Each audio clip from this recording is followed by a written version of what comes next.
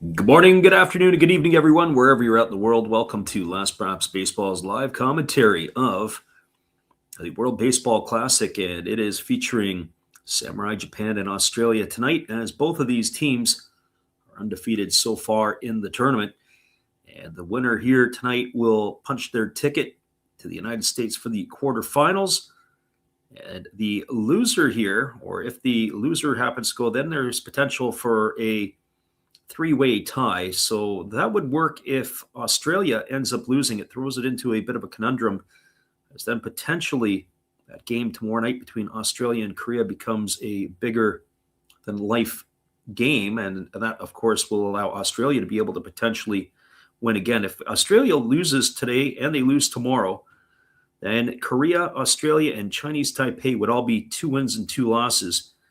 And of course, they've all beaten each other. Then there goes to run difference, and they got all kinds of crazy stuff that they're going to have to try to figure out to see who would advance into the quarterfinals. But if it's simple, Japan wins tonight, or Australia wins tonight, and both Japan and Australia would end up moving on to the United States. We are springing the clocks ahead tonight, as it is going to be 3 a.m. Pacific time and 6 a.m. on the East Coast. And so don't forget to turn your clocks, as it'll be the first of the hour here. But we're going to give you the starting lineups tonight, first of all, for the Australians. As leading off will be Travis Bazzana. He will play second base. Batting second is Curtis Mead. He's the third baseman tonight. Hitting third and left field is Aaron Whitefield. The DH spot is Alex Hall. Batting fifth is the shortstop, Jared Dale. Hitting in the sixth spot is the first baseman, Rickson Wingrove. Hitting seventh and doing the catching is Robbie Perkins. Batting eighth in left field is Chris Burke. And batting ninth and in right field tonight is Tim Kennelly. And they're going to be facing Tomoyuki Sagano, the longtime ace of the Amuri Giants, who made his way to Major League Baseball last year with the Baltimore Orioles. He will be suiting up for the Colorado Rockies in the 2026 campaign. He will be facing the Australians in familiar territory, a place he called home for over the last decade. Now your starting lineup for Samurai Japan. It is basically the same lineup they've rolled out the last couple of nights. Leading off and doing the designated hitting is number 16, Shohei Ohtani. Hitting second in right field is number 8, Kensuke Kondo. Batting third in center field is Seiya Suzuki. And the cleanup spot in playing in left field tonight is number 34, Masataka Yoshida. Hitting fifth at third base is Kazuo Okamoto. Batting sixth and playing first base is Munetaka Murakami. Hitting seventh at second base is Shugo Maki. Batting eighth at shortstop is Sosuke Genda. And hitting ninth and doing the catching tonight is Seishiro Sakamoto. And they are going to be facing the big fella, 6'5", Connor McDonald, who takes to the hill for the Australians in this one here. Well, we got a few minutes until first pitch, but we'll be back in just a couple of moments. And we'll break it down for you, and we'll give you all the updates from around the World Baseball Classic tonight. Stick around, everybody. We're glad you guys can make it in on the Last Props Baseball YouTube channel. First pitch is a few minutes away.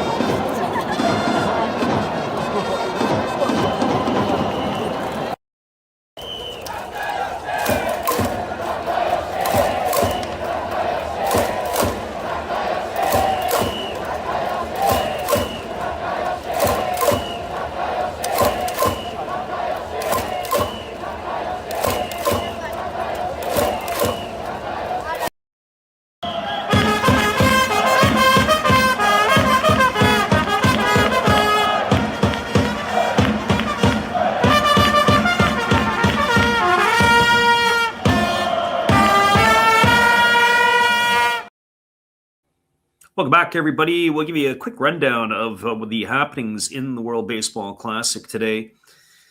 Kicked off early this morning, Canada played Colombia, and they were paced to an 8-2 victory over the Colombians. 8-1 for Canada, 2-6-2 for the Colombians. Mike Soroka got the win for Canada. He obviously is from the Alberta area. He is had himself a up and down career. Started off with the Atlanta Braves and tore his Achilles tendon. Had to have not just one but two operations that set out a couple of years.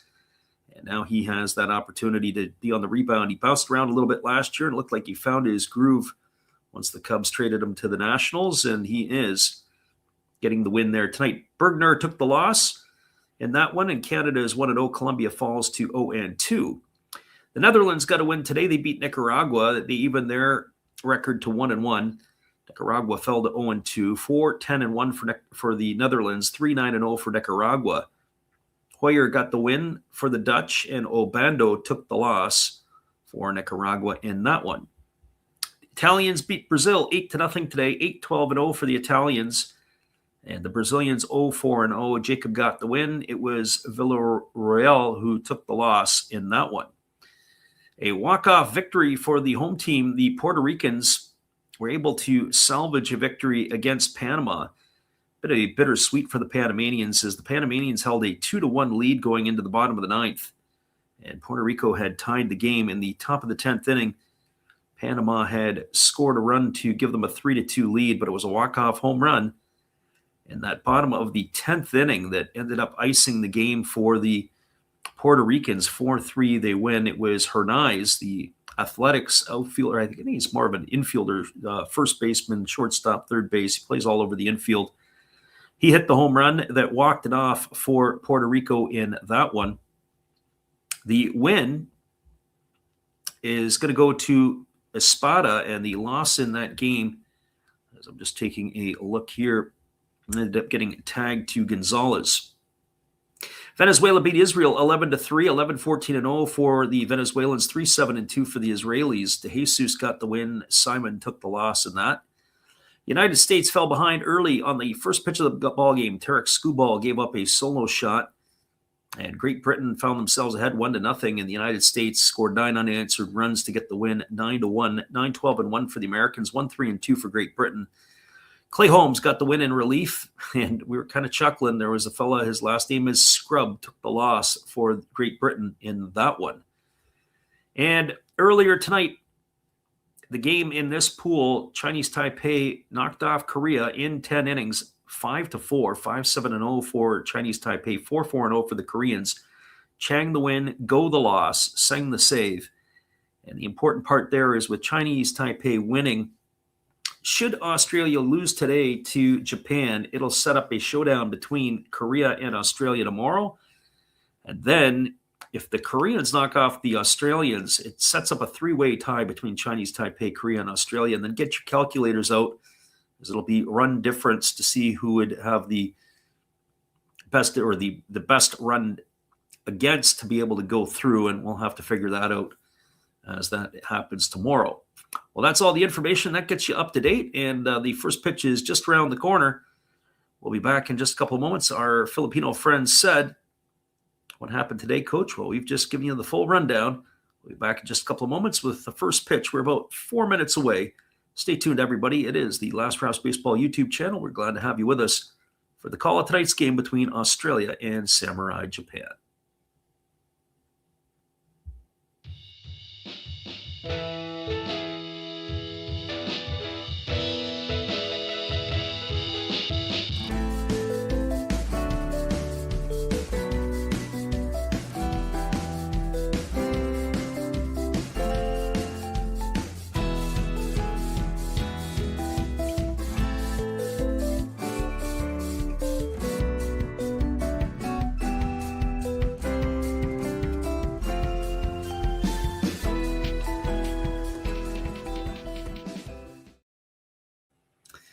First pitch is just around the corner as the Samurai Japan are wearing their home whites with the pinstripes. It is going to be the Australians in their green tops.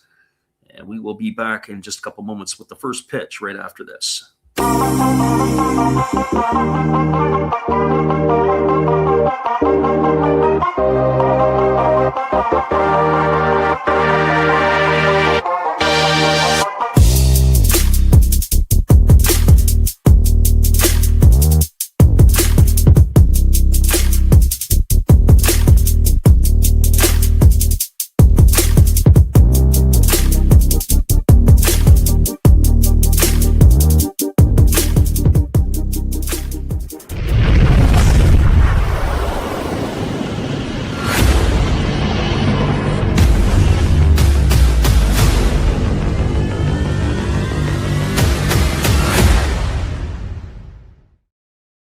Welcome back, everybody. Tomoyuki Sagano is on the hill here, and he is just completing his tune-up tosses as he will get the nod for Samurai Japan tonight.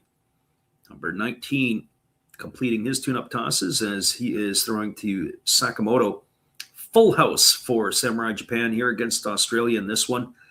What do I think the keys to the game will be tonight? Well, the first thing is for the Australians, they're going to have to play flawless baseball.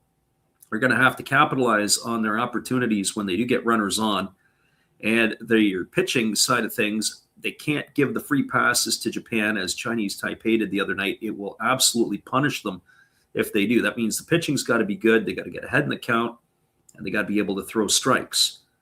As far as Samurai Japan is concerned, well, they're built for power. This is not exactly the speed club. It's not exactly the traditional bunt and move the guy over type club. They're going to have to bang, and that is seemingly how they are playing in this tournament, as they got a lot of big boppers in the middle of the order who can really swing the lumber. Well, Sagano has just completed his tune-up tosses, and we are ready to get this one underway here. As coming to bat, leading it off for the Australians tonight will be Bazana, Mead, and Whitefield.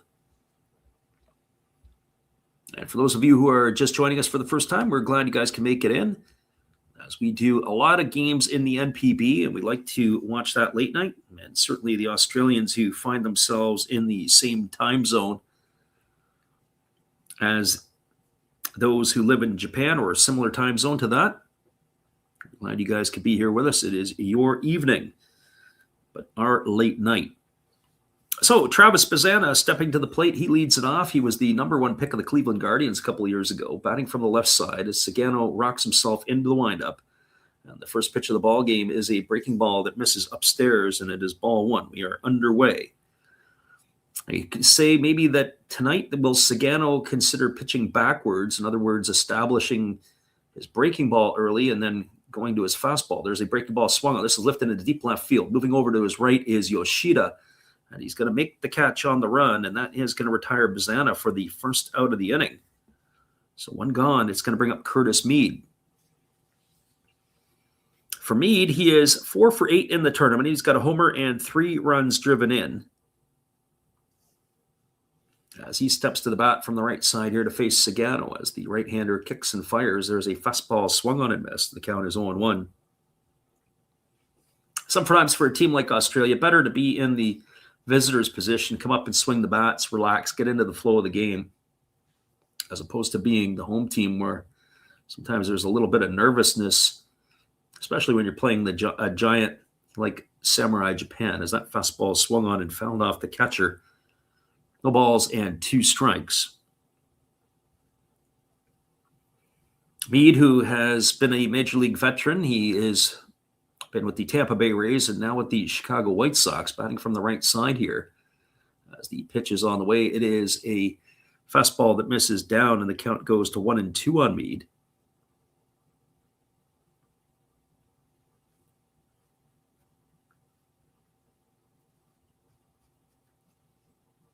Mead waiting on the offering from Sagano as he gets the sign from his catcher Sakamoto. He rocks slowly into the windup and delivers. There is a breaking ball swung on. It is lined right to the glove of the second baseman, Shugo Maki.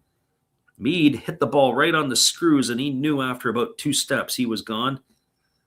Just hit it right to the player position perfectly at second base. So that is going to bring up center fielder in Aaron Whitefield.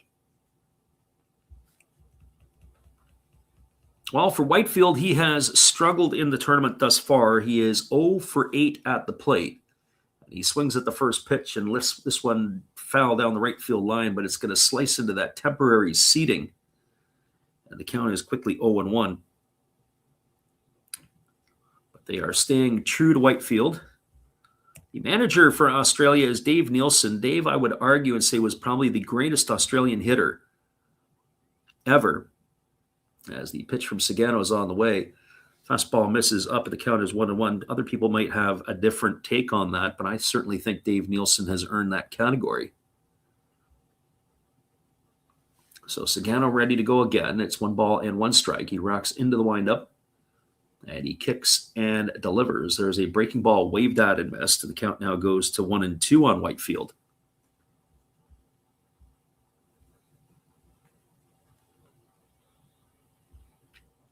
We'll be back on the airwaves again tomorrow. It'll be Australia and Korea. We'll bring that one for you late night as the fastball just misses down and away and the count runs even to 2-2 on Whitefield. Defensively tonight for Samurai Japan, from left to right field, it is Yoshida in left. The center fielder is Suzuki, in right field it's Kondo. Around the horn from first to third as the right-hander kicks and delivers. There's a breaking ball swung on. It's chopped over the head of Sagano, and it's going to get into center field. And Whitefield's aboard with a 2-out single. That's going to bring Alex Hall to the plate. So the first hit here for the Australians. Ball was pounded right into the ground, and Sagano leapt and couldn't pull it down. Just to finish off the defensive alignment for Samurai Japan, Murakami is at first, Maki at second, the shortstop Genda at third, Okamoto with the battery of Sagano and Sakamoto. Here's the offering from Sagano. It's a fastball that misses down and in. Count is 1 ball and no strikes. Alex Hall in the tournament, 2 for 8 with a home run and RBI. Batting from the left side, it's his second World Baseball Classic appearance. Right-hander against the left-hander. Sagano gets the sign. He comes set at the belt, and he does a little side sling over to first base, and diving back in time is the runner Whitefield.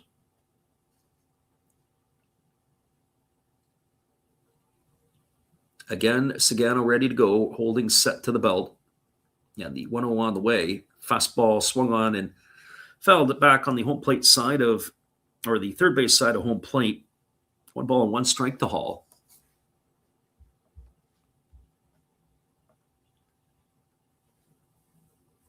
As we mentioned earlier tonight, Chinese Taipei knocking off Korea, setting up a potential big-time showdown tomorrow. Here's the pitch.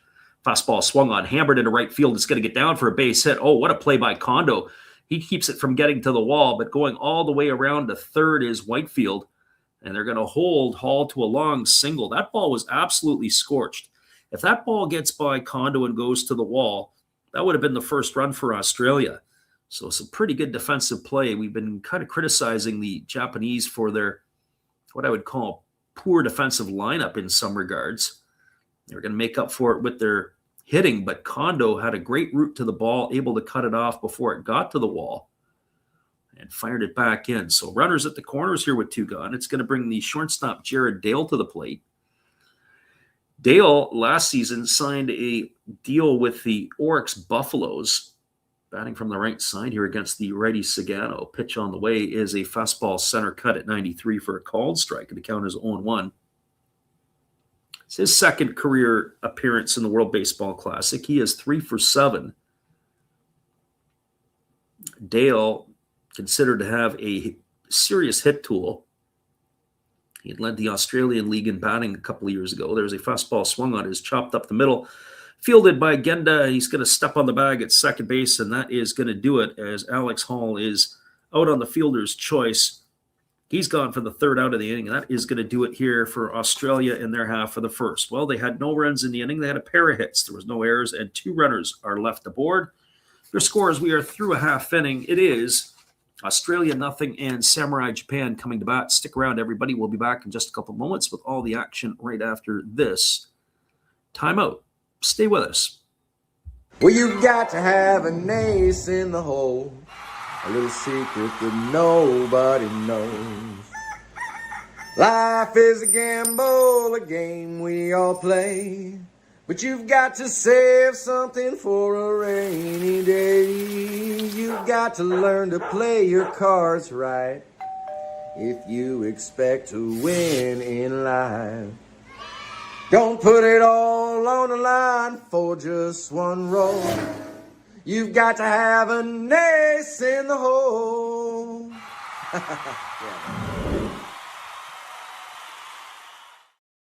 That's right, everybody. That is our friend Matt Hollis. Be sure after the game to go check him out. And here's our other friend who will be around throughout the evening. It's Steve Rademacher, and a little bit about him. This is Steve Rademacher, and I'd like to introduce you to my channel if you haven't seen it before. These are all the things I enjoy: sports, autographs, relics, non-sports Hall of Famers, pseudo-sports, Star Wars, That's my channel name and my name, and I would really appreciate it if you would come check me out and maybe even subscribe if you like it. Thank you for that for now, and back to your ball game. Much appreciated there, Steve. Great to have you. And Matt, that will be giving you guys the in-between inning entertainment. And it is going to be leading off Shohei Ohtani, Kensuke Kondo, and Seiya Suzuki for Samurai Japan, as they are going to be taking on Connor McDonald here tonight for the Australians. It is the two undefeated teams in the pool going head-to-head against one another. As we mentioned at the top of the stream, the Australians, in both of their victories, knocking off the Czechs and Chinese Taipei. That was probably the first maybe upset of the tournament, because Chinese Taipei, even though they're ranked second in the World Baseball Softball rankings, you have to take that with a little bit of a grain of salt, because certainly some of the rankings are with the tournaments like the Premier 12, where they may not necessarily send all the best players. First pitch fastball is delivered to Shohei Ohtani. It's taken for a called strike. Ohtani 5 for 6 in the tournament. Pitch on the way, and it is a breaking ball that misses outside. The count now goes to 1-1. Ohtani has brought the lumber with him here so far. As the 1-1 pitch is on the way, there's a fastball that just misses a little bit low, and the count now goes to 2-1. So 2 balls and 1 strike. Pitch on the way. There's a fastball at the knees taken for a called strike, and the count now goes to 2-2. Umpires for this one tonight, it is Chad Fairchild behind the dish. Edwin Loiza is at first, Ryan Addition at second, and Edward Pinellas is at third. That's something else that I don't know if I'm a big fan of, is that the American umpires have been doing the plate on all the games that we have seen so far. I would have figured that they would have had a regular rotation. There's a breaking ball swung on, grounded over to second, fielded neatly by the second baseman Bazana, who throws to first, and Ohtani's in the books on a ground out 4-3. He's gone for out number 1, and that'll bring up Kensuke Kondo to the plate. So as I mentioned, you've got interesting decisions, or at least interesting decisions, where the umpires are always the American umpires. I haven't looked into the other tournaments yet. Fastball misses outside. The count is 1-0. Or I should say American, but major league umpires.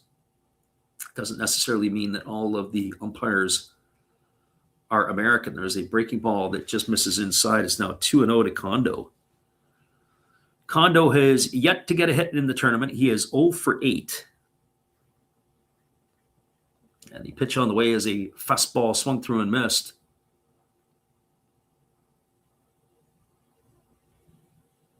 I've got Kondo here in my lineup batting second, I've got Kondo hitting second and Suzuki hitting in the 3 spot. So it is actually Seiya Suzuki up here at the plate, as that fastball is taken outside. It's 3 balls and 1 strike. We're going to have to see if there was a late scratch or change in the lineup. And so Suzuki is aboard. He is going to make his way over to first base. That's going to be ball 4. Now it's going to bring Kensuke Kondo up. So that was a late change to the lineup. Last couple of nights, Kondo has been in the 2 spot, and Suzuki has hit third. So they've moved him up, and that might have been a last-moment addition. When we got the lineups about 40 minutes before game time, it was the other way around. So we're going to have to make that adjustment as needed. Here's the first pitch to Kondo, and it's a fastball taken for a called strike.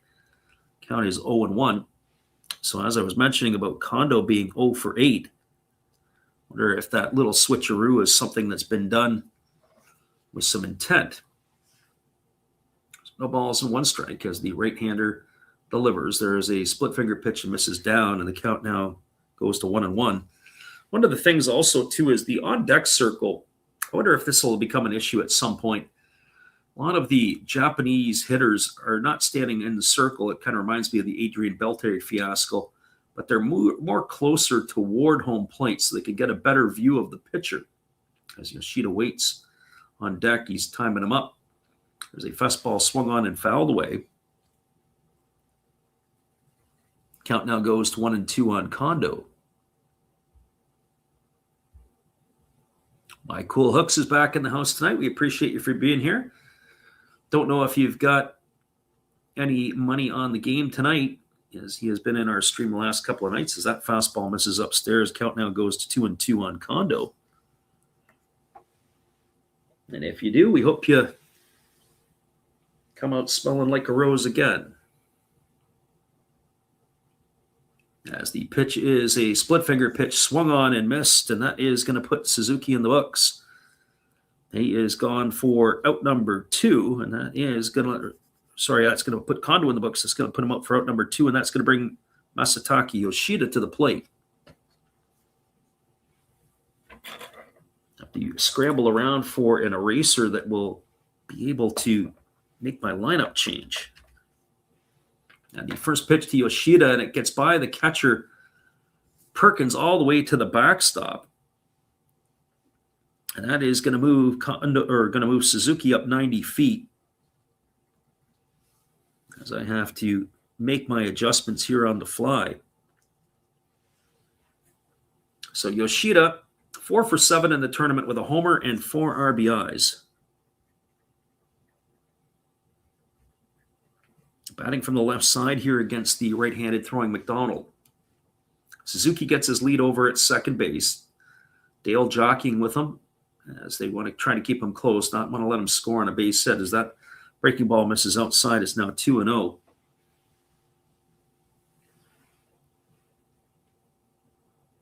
McDonald again delivers. There's another breaking ball that misses upstairs. It's now 3-0. They might as well just put the fourth finger up and put Yoshida aboard, because McDonald here doesn't want to look like he wants anything to do with them. That would set up a forced situation for Okamoto. Here's the pitch. Fastball, take it for a called strike, and the count now goes to 3-1. So 3 balls and 1 strike.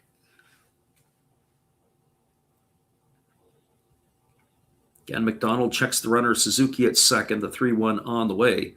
Fastball misses down and in. It's going to be ball 4, and Yoshida's going to get a walk. That's going to be the second free pass of the inning. And that is going to bring Kaz Okamoto to the plate. Well, as we mentioned earlier, one of the things that would be a concern tonight is certainly the walks. We saw it just absolutely execute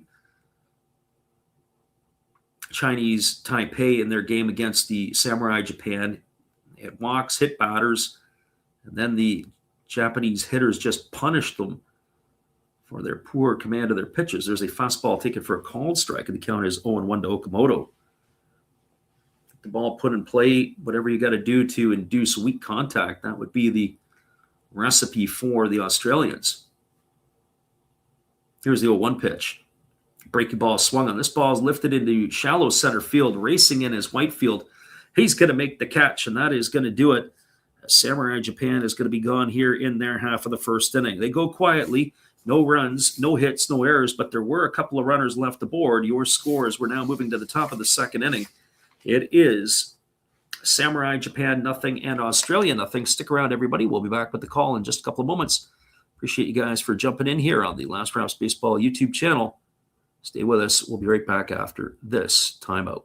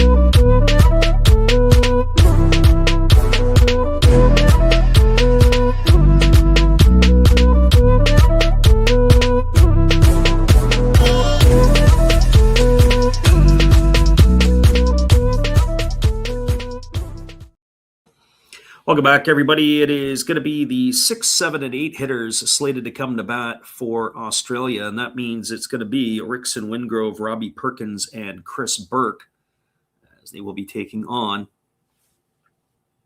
Tomoyuki Sagano for his second inning of work. Just catching up on some of the other pieces. It was interesting that they made that late switch.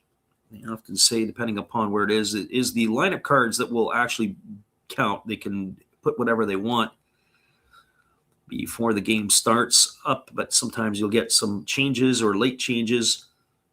But very interesting that the manager has decided to flip the 2 and the 3 spot. So Wingrove coming to the plate. He is 1 for 6 in the tournament so far. It's been pretty much the same lineup or similar lineup for the Australians throughout the entire tournament. They're going with their best and rolling it out onto the field. There are a few players that have not or are yet to see action yet. As the first pitch coming from Sagano is a breaking ball down. They appeal over to the third base umpire, but they say that Wingrove didn't go. It's 1 ball and no strikes. Wingrove batting from the left side. This is his 3rd classic. As the right-hander Sagano kicks and delivers. There is a fastball swung on, and it's grounded foul over on the first base side. The count runs even to 1-1. One thing I do tip my hat to is the Australians. It is pretty much a homegrown team. There are a couple of players from South Africa that were born but raised in the country. There's a split finger pitch swung on and missed. Count goes to 1-2. When you look at some of the other countries in the tournament, such as Israel or Italy or Brazil, there's a lot of expats that are playing for those teams, maybe born in America. As there's a split finger pitch missing down, it's now 2 balls and 2 strikes to Wingrove. Tomoyuki Sagano, the one-time and long-time Yomiuri Giant, getting the sign from his catcher as he rocks himself into the windup. He kicks and fires. Breaking ball swung on and missed, and Wingrove is in the books. He's gone for out number 1 here in the 2nd inning, and that is going to bring up Robbie Perkins. I'd do a little bit of digging. Rickson Wingrove, 6'4", 260, and he looks all of it. He is one strong individual. That brings Robbie Perkins to the plate. Perkins, 2 for 7 in the tournament. He's got a homer and 3 RBIs. And the first pitch to him is a fastball that misses inside, and the count is 1-0. 1 ball and no strikes to Perkins. And as we say that, our feed has decided to take a dump. Happened a couple times the other night that we ended up losing a little bit of our main feed. There's a fastball swung on. It was grounded to the left side. They're going to have to hurry to get him, and they do. And that is going to retire Perkins on a ground out 5-3. They're going to go and take a look at it first. Okamoto had to come a long way. We're going to go look at the replay ourselves. I don't know if they're going to challenge. It is bang play. We're going to wait and see here if Dave Nielsen is going to go up and want them to have a look at it. I haven't seen Dave Nielsen in a while. Looks like he's enjoyed a couple extra meals in his retirement. It is going to be a ground out 5-3. Perkins is in the books. The first pitch delivered here to Chris Burke is a breaking ball that misses down and in. So 1 ball and no strikes. Burke, 2 for 7 in the tournament. This is his first World Baseball Classic. As the pitch is on the way, it's a fastball down. They peel over to the third base umpire, and they say he didn't go, and that's going to run the count now to 2-0. So 2 balls and no strikes.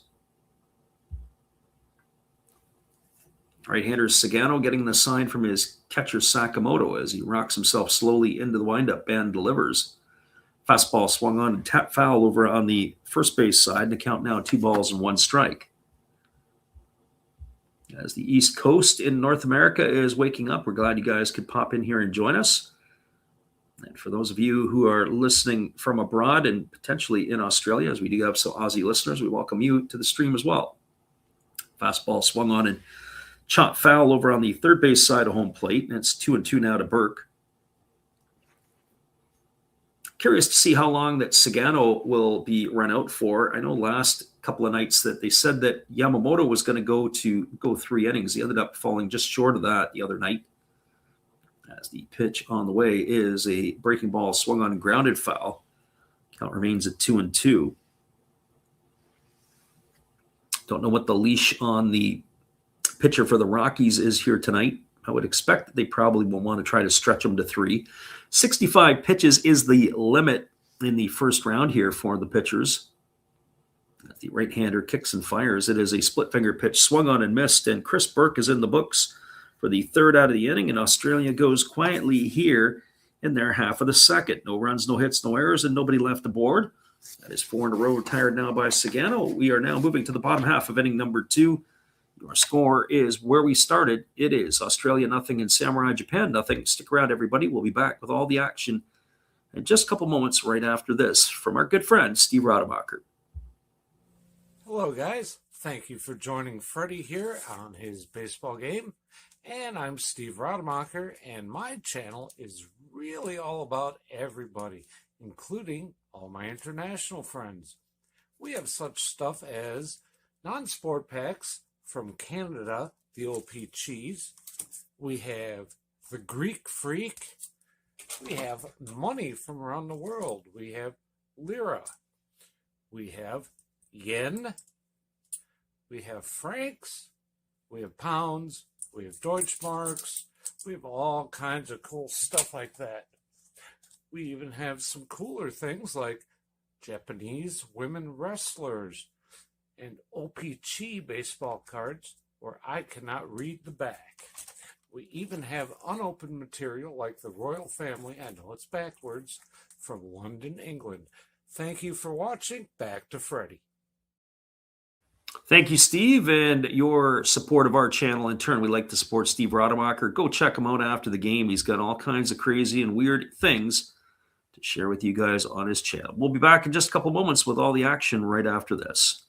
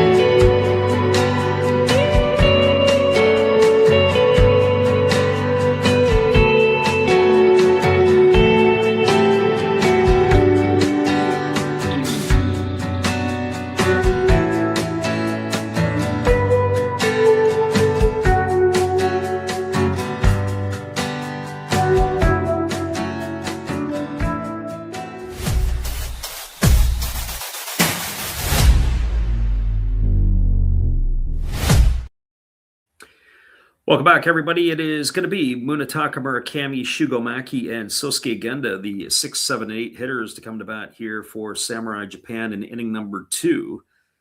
As it is the first pitch delivered to Murakami's a fastball swung on, is driven to deep left field, moving back onto the warning track, and he's there to make the catch as the left fielder Burke. And so with one pitch, we've got one away here to start the second inning. And that is going to bring up the second baseman in Shugo Maki.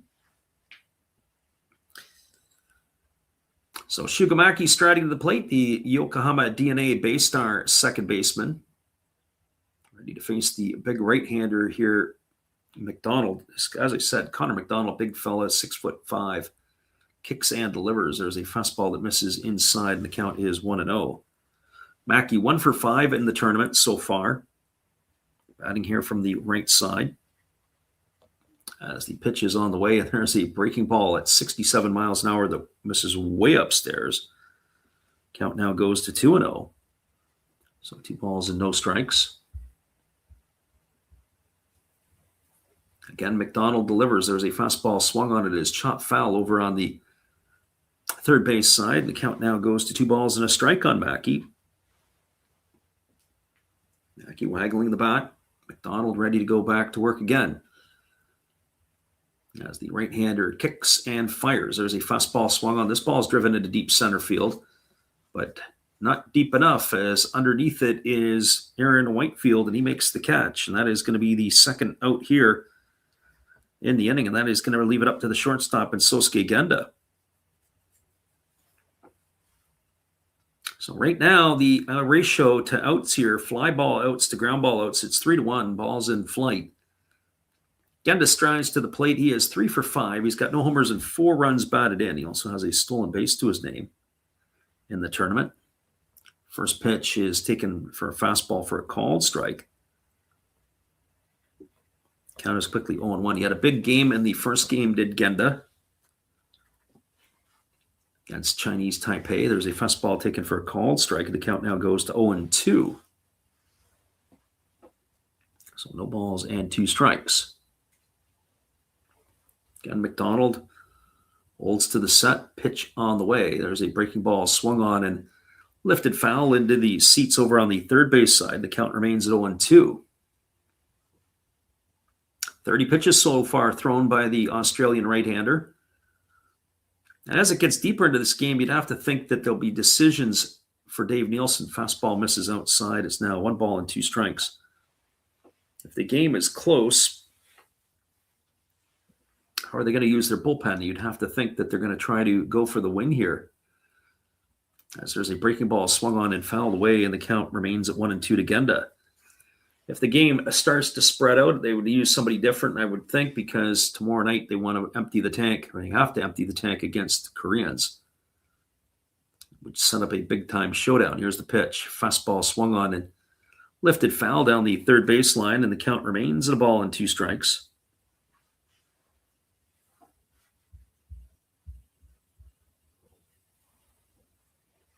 Right-hander against the left-hander. McDonald delivers again. Fastball misses off the outside corner, and the count now at 2 balls, 2 strikes to Genda.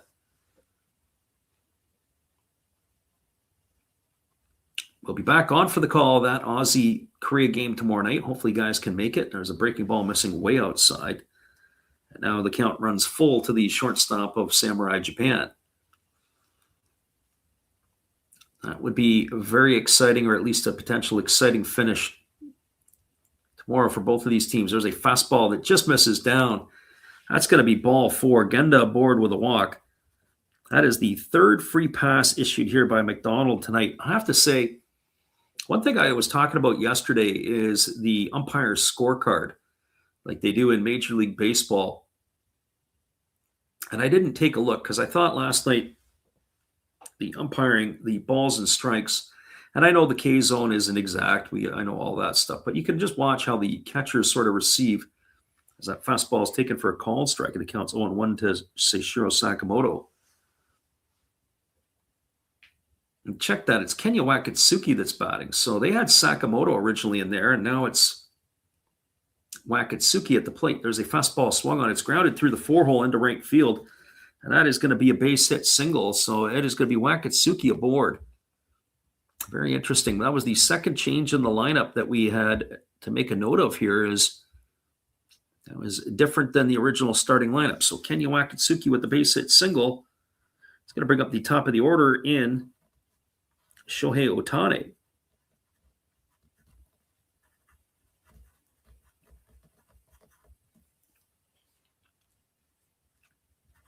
So runners are at first and second here as Genda has moved his way over to second, and Ohtani at the plate. Here's the pitch.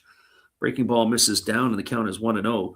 Got the first 2 outs in the inning here, McDonald. He retired Murakami and Mackey, and it's been the 8 and 9 hitters to be able to turn the batting order over here for Ohtani.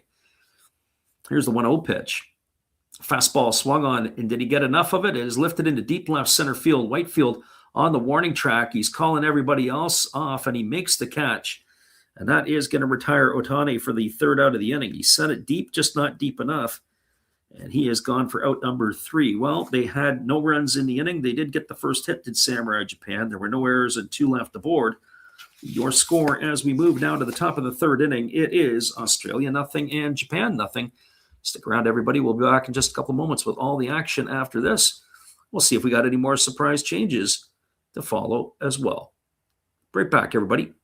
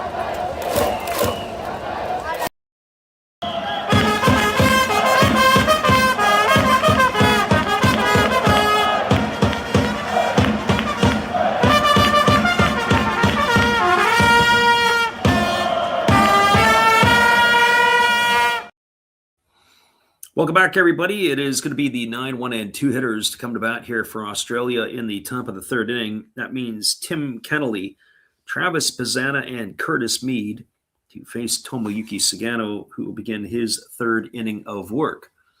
As I mentioned, I'm going to have to keep an eye here peeled just to make sure that everything is in check.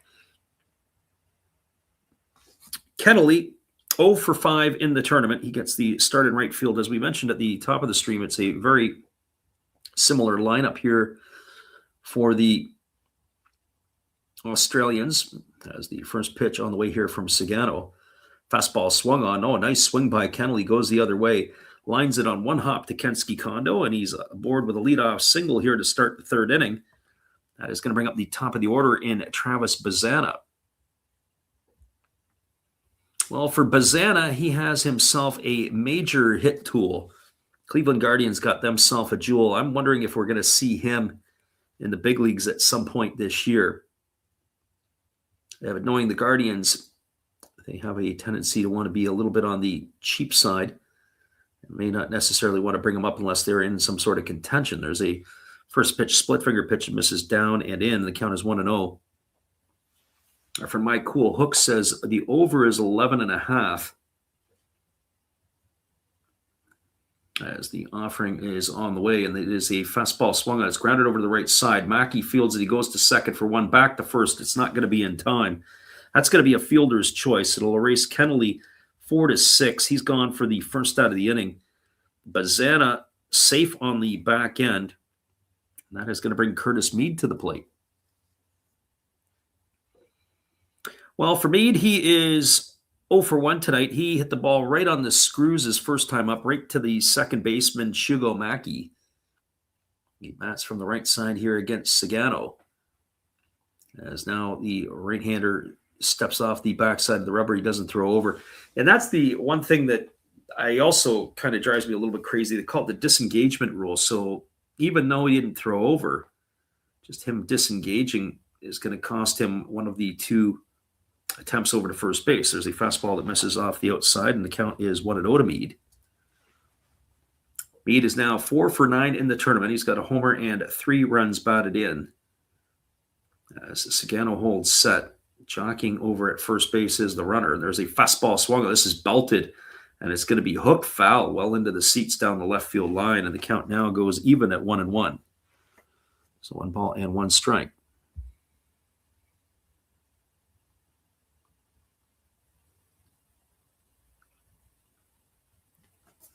Right-hander Sagano working to the set, now fires. Fastball just misses outside. They appeal over to the first base umpire, but they say Mead didn't go around. It's now 2 balls and a strike.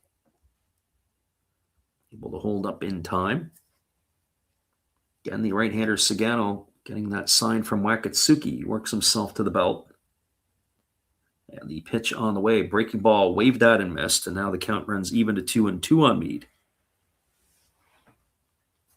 Interesting to watch a country like Australia and their development program. They do have a winter league, and there have been some ex-major leaguers that have played in the winter league, and certainly Japan will send some players there as well.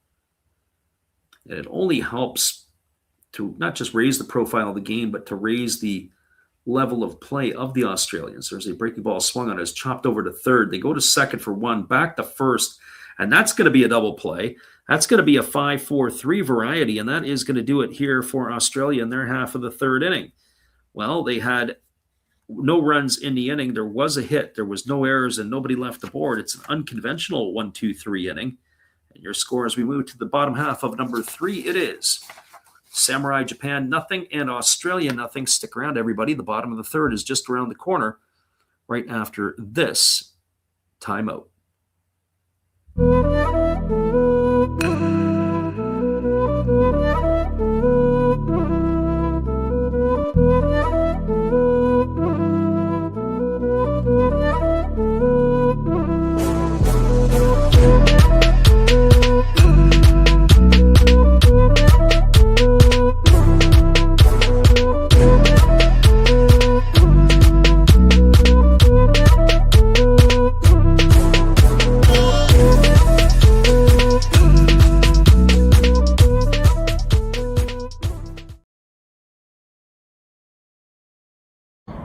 Hello, this is Eric Fox, formerly of the Oakland A's and Texas Rangers baseball teams.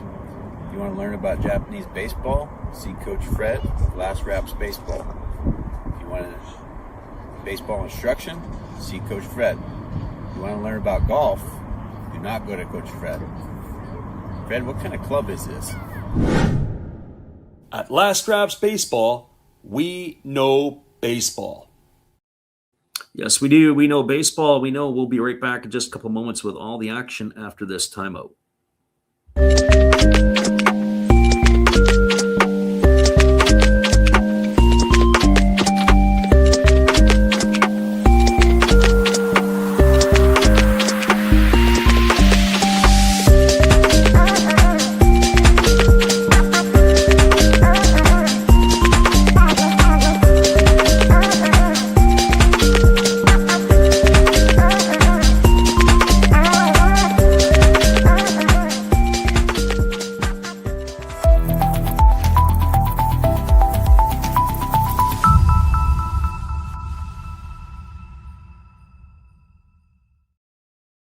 Welcome back, everybody. We are skipping along to the bottom half of inning number 3, and that is going to bring Seiya Suzuki, Kensuke Kondo, and Masataka Yoshida to the plate, as it will be the 2, 3, and 4 hitters to come to bat here to face.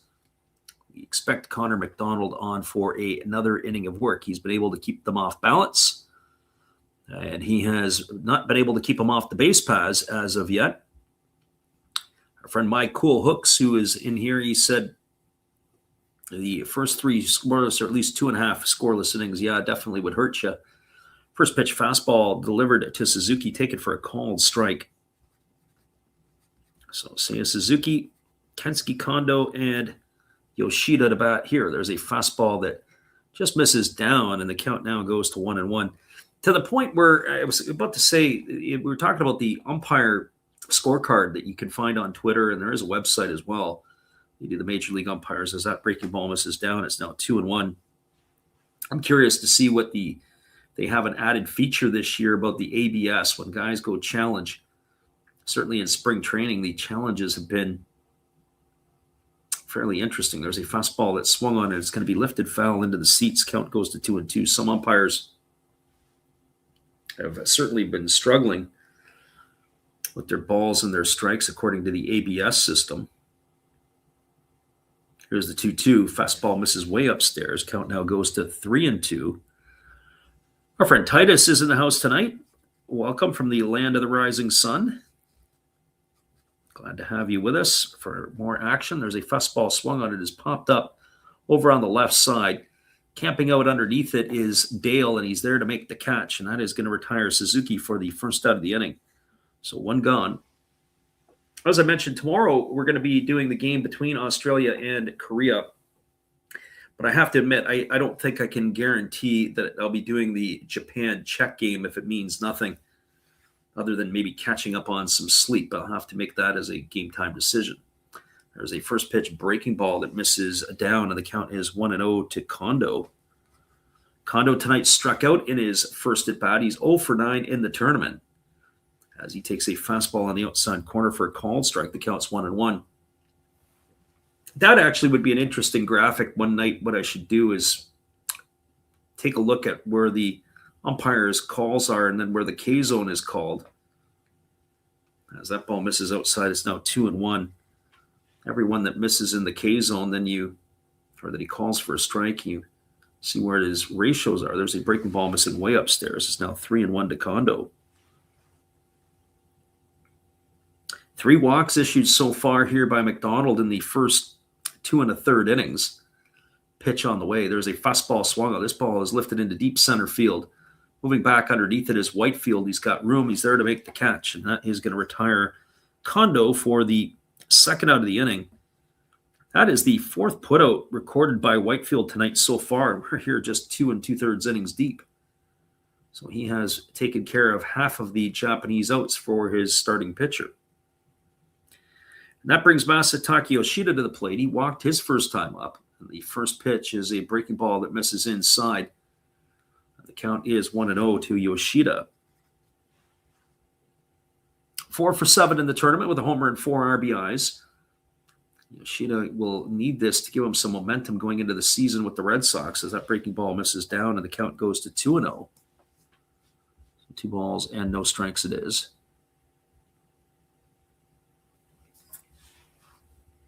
Right-hander against the left-hander. McDonald delivers. It's a fastball swung on. It is chopped up the middle. Fielded on the run by the shortstop, Dale, and he throws to first, and that is going to do it. That's going to retire Yoshida on a ground out 6-3. He's gone for out number 3, and that's going to do it here for Samurai Japan in their half of the third inning. Well, we're still where we started. We had no runs, no hits, no errors, nobody left the board. We're moving to the top of the 4th inning, and your score is Australia 0 and Japan 0. Stick around, everybody. We'll be back in just a couple of moments with all the action right after this on the Last Raps Baseball YouTube channel. It's going to be Whitefield, Hall, and Dale to come to bat when we return after this.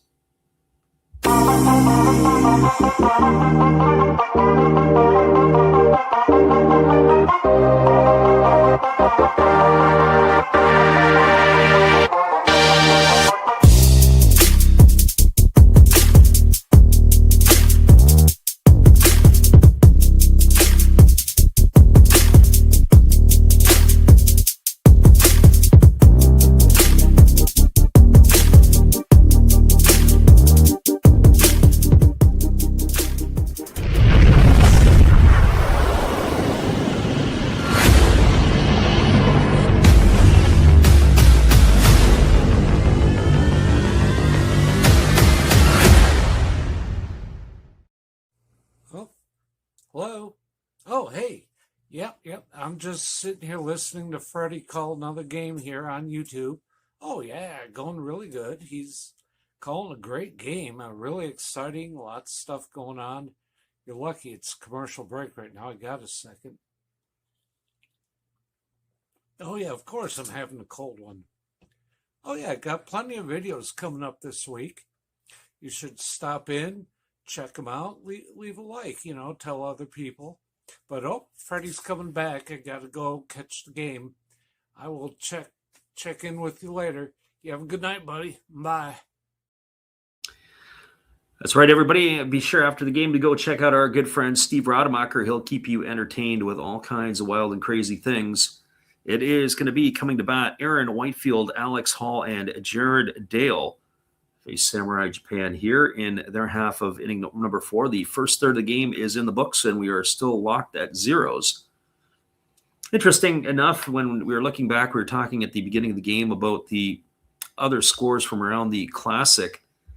And yesterday, of course, the Americans fell behind on the first pitch of the game. Tarek Skubal delivered a fastball that was deposited in the seats to give Great Britain an early 1-0 lead. And then they really kind of struggled to get their sea legs going as the first pitch is delivered and it's bunted down the third base line. They're going to have to hurry, and Whitefield's going to leg out a single. That's going to be his second hit of the night.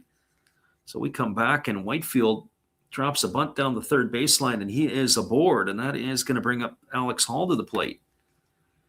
Just a comment on the Americans, they were held in check for the first 4 innings. They had a 5-run uprising in the 5th, and then they never looked back. They poured it on, and that is usually what happens is when you get into the bullpens of some of these other countries where they don't have the depth, that is where things start to go awry. So that brings to the plate Alex Hall, who's 1 for 1 tonight. And he takes a first pitch outside. It's a breaking ball for ball 1, and the count is 1-0. Hall 3 for 9 in the tournament with a homer and an RBI. Batting from the left side here against the right-handed throwing Sagano. As the right-hander ready to go, he kicks and fires. It's a fastball missing up and away, and the count goes to 2-0. Mike Cool Hooks is saying he just wants to hedge, but doesn't know when he should do it. He did a double, and he took the loss. Well, I guess maybe that's better than nothing. Or at least trying to salvage something. This game here is certainly not looking like it right now, but who knows? You never know. That's the one thing with Samurai Japan. They have scored in bunches as that fastball swung on and missed. You think of the game against Chinese Taipei. Japan scored 10 runs in the second. They poured another 3 on in the third inning. That was all they needed. Some of the other games that you've seen with Japan, they have big innings. That's going to be the key, is to keep them off the big inning. So 2 balls and 1 strike here to Hall as he waits on the offering from Sagano. And now he kicks and delivers. There's a split finger pitch that misses down, and the count now goes to 3-1. I don't know if McDonald will come back out. He's thrown 54 pitches and ironically only 27 for strikes. As we said, he's walked 3 hitters and is walking the line of living dangerously. I'm not sure what Dave Nielsen's plan would be as they throw over to first base, and getting back in time is the base runner Whitefield.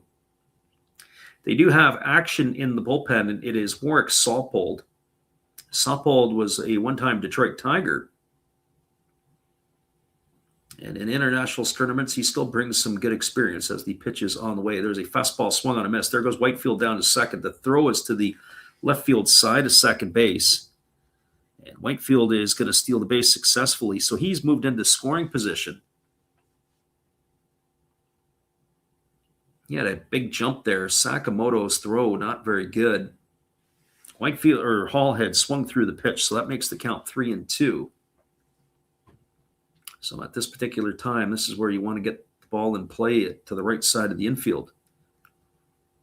As Sagano delivers, there is a fastball swung on. This ball is lifted into shallow right center field, coming in hard and calling off everybody is Kondo. So not getting the job done is Hall as he flies out to right field for the first out of the inning. And that'll bring up the shortstop and Jared Dale.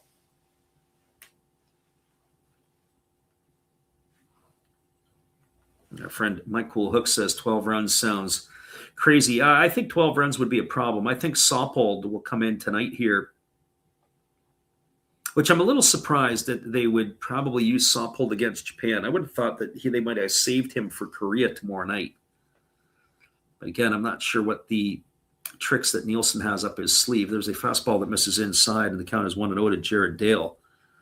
But back to Hall there for a second. That fly ball, unproductive out. If he could have grounded over to the right side, then you're 90 feet away from getting your first run. Then a deep fly ball would have definitely changed the complexion because they would have got their run in. And there's a fastball that misses inside. It's now 2-0 to Dale. So 2 balls and no strikes.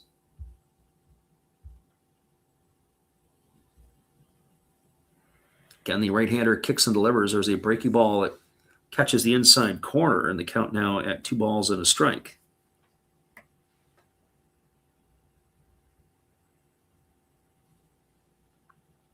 Both of these teams sit atop with 2-0 records. Chinese Taipei, their tournament is over. They're 2-2. Czechia, their tournament is over. They're at 0-3. They've got to play Japan a couple of nights from now, and that is, I guess, the getaway match for Japan. As the 2-1 pitch here coming from Sagano, and they throw it out to second, and Whitefield gets back easily. Worried about Whitefield. They know he can run. A base hit here could score Whitefield, potentially could score him from second. So to be able to keep him close, that's important. So 2 balls and 1 strike. As Sagano holds to the set position, here comes the offering. Fastball swung on. This ball is lifted into left field. Over and making the catch is Yoshida. He hit the ball right on the screws, did Dale. But Yoshida didn't really have to move a whole lot. He's held his ground, and he's made the catch, and that's going to retire Dale for the second out of the inning. It's going to bring up Rickson Wingrove. So what I would say in this situation here for both of the hitters, it's, or at least in my opinion, it is the lack of execution in situational hitting. A ground ball to the right side off the bat of Hall and a deep fly ball from Dale would have scored the run. In fact, I think they probably would have scored that run from third, even though it was sort of midway through. Masataka Yoshida does not have a particularly strong arm. So Rickson Wingrove tipped that first pitch inside for a ball and no strikes to him. As Sagano kicks and delivers, there's a breaking ball swung on, and it's grounded to the right side. They needed that 2 batters ago. Fielded by Mackey, he throws to first, and that is going to do it. It's a ground out 4-3, and Wingrove is going to be gone for the third out of the inning. If this is a 1-run ball game, then I have to say that would be the inning that Australia is going to lament what had happened, wasting that leadoff base hit by Whitefield and the stolen base. No runs in the inning. There was a hit, no errors, and there was a runner left aboard. Your score as we move to the bottom of the 4th inning, it is Samurai Japan 0 and Australia, nothing. We'll be back with all the action in just a few on the Last Raps Baseball YouTube channel. Our friend Michael Hooks is still concerned about what he's going to do. At the end of the day, can't control anything here, my friend. You just have to ride the wave and enjoy the ride. We'll be back in just a few.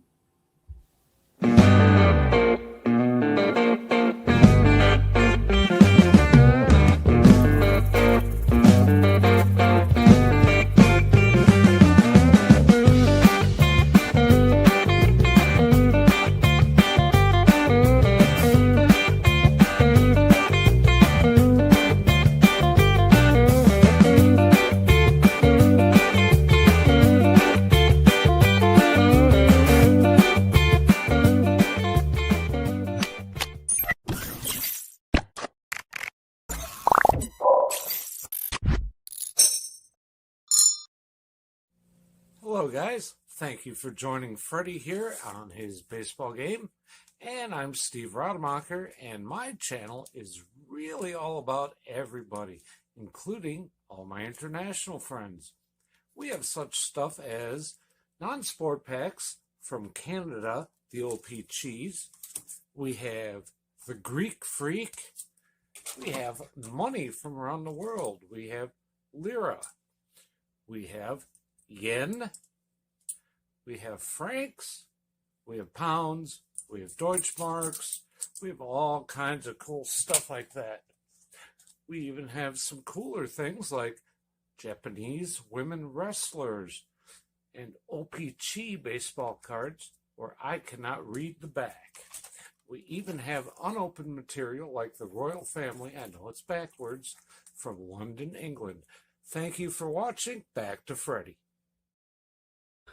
Thank you there, Steve. And we also are pleased for your support. Be sure to check out Steve Rademacher after the ball game, as he will keep you entertained with all kinds of weird, wacky, and crazy things.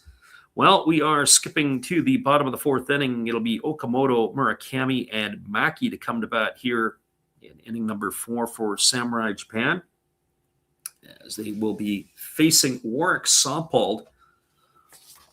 We haven't seen Saupold in a while, the big fella, but it looks like he is not in his major league playing days anymore. That's for certain. The big right-hander on the mound, as he will take over here. And we've got a time count violation. That's going to be add a ball to the count. So 1 ball and no strikes to Kazu Okamoto. Not sure how that happens when it's the leadoff hitter in the inning. He had played with Perth in the Australian Baseball League this past year. There's a breaking ball swung on and missed. The count is 1-1. As I mentioned, he was a Detroit Tiger, and I remember watching him pitch a number of years ago, the big fella. As the 1-1 pitch is on the way, there's a breaking ball that misses down, and the count now goes to 2-1. So 2 balls and 1 strike to Okamoto. Okamoto 1 for 9 in the Classic so far. As the pitch on the way is a fastball swung on, its grounded foul over on the third base side. Count goes now to 2-2. When you look at certain players, Saupold, they list him at 6'2" and 223. I wonder if that was his younger days. Looks a little bit more heftier than that, as that breaking ball misses down, and the count now goes full to Okamoto. As I mentioned, Saupold had spent time in the big leagues with the Detroit Tigers. He's 36 years old. Pitch on the way. Fastball misses in. It's going to be ball 4. In fact, all of his career at the major league level was spent with Detroit. He appeared in 18 big league games. He worked 24 and a third innings. He actually posted a very positive ERA at 2.96. And he had 23 career strikeouts in those 24 and a third innings. But that last time he appeared in the big leagues was 8 years ago. So this brings Munetaka Murakami to the plate, and the first pitch he sees is a fastball swung on. It's lifted into deep left field, back on the warning track. And now coming back in and making the catch is Chris Burke. And that is going to retire Murakami for the first out of the inning. And that is going to bring up Shugo Maki to the plate.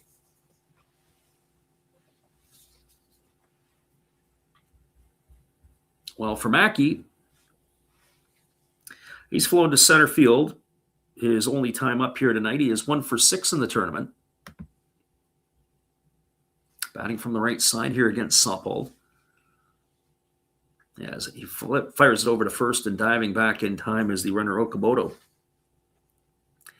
Action in the Japanese bullpen. Chihiro Samita is up and throwing, and I would expect we're probably going to see him make an appearance in inning number 5, but we'll have to wait and see here. There's a fastball that's taken on the outside corner for a called strike. Count is no balls and 1 strike to Mackey. Saupold delivers again. There's a fastball swung on. This ball's going to be lifted into left field, and it's going to get down in front of Dale. That's going to be a base hit. Station-to-station baseball. Okamoto is going to stop at second on the single by Mackey, and that is going to bring up Sosuke Genda to the plate. Well, for Genda, he comes to the plate. He walked his first time up. He's 3 for 5 in the tournament. He's got no homers and 4 runs driven in. The slick fielding shortstop of the Saitama Cebu Lions. Waiting on the first offering here from Saupold, who kicks and delivers. There's a fastball swung on. He hammers it foul down the right field line. Count is quickly 0-1 to Genda. Also action going on in the Australian bullpen as it's Blake Townsend, the lefty, up and throwing. As the right-hander kicks and delivers, there's a fastball swung on and lifted foul down the left field line. The count now, no balls and 2 strikes to Genda.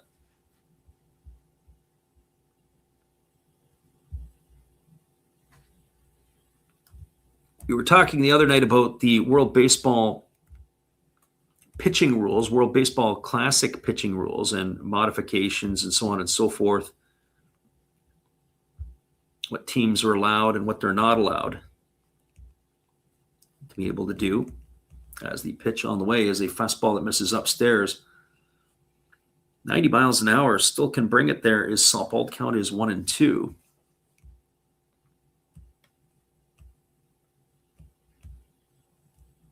Right-hander working to the set. Here comes the pitch. Split finger pitch misses down.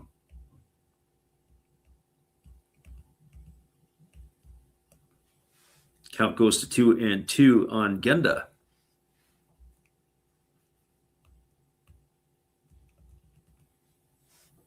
Right-hander again working to the set position. Here comes the pitch. Fastball swung on. This ball is going to be looped into shallow right field, but there to make the catch.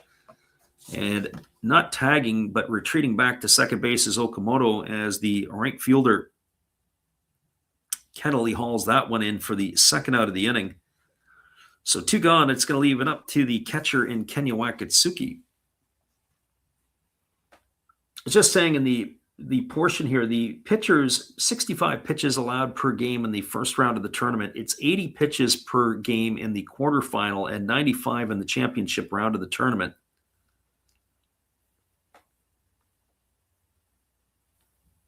As the right-hander kicks and delivers, there's a breaking ball taken for a called strike, and the count is 0-1 to Wakatsuki. Wakatsuki singled his first time up. He was left stranded in the second inning. And then they also have another piece where if you throw more than 30 pitches, you have to have at least a day rest. There's a breaking ball that misses outside, and the count goes even to 1-1. So I would think that maybe they'll nibble here a little bit. Will the manager of the Aussies? There's a fastball that swung on and missed, and the count now goes to 1-2. So 1 ball and 2 strikes to Kenya Wakatsuki.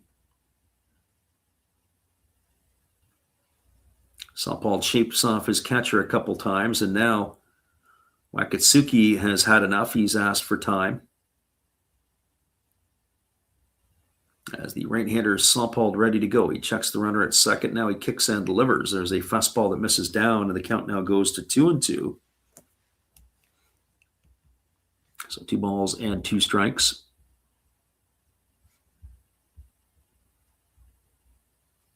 Right-hander kicks and fires again. Pitch on the way. Another fastball missing down, and the count now runs full to 3-2. Well, the runners are going to be on the move. Okamoto, the runner at second. Mackey, the runner at first. Wakatsuki Waiting on the pitcher, Shohei Ohtani waiting on deck. Pitch on the way. Breaking ball misses well off the plate. It's going to be ball 4, and that's going to bring Shohei Ohtani to the plate. And that's exactly what you don't want. And so here we are in a situation. We mentioned that McDonald got the start. He issued 3 walks in the first 3 innings. Saupold has come in relief here. He's walked Okamoto and Wakatsuki in the inning. So now the Australians have walked 5. And if you go back to the top of our stream, we said one of the keys in tonight's ball game was going to be that they've got to eliminate the base on balls. They got to keep it down. That's going to bring Dave Nielsen out to the mound. And it looks like they're going to be going to the bullpen. So we're going to have ourselves a pitching change. Shohei Ohtani's coming to the plate.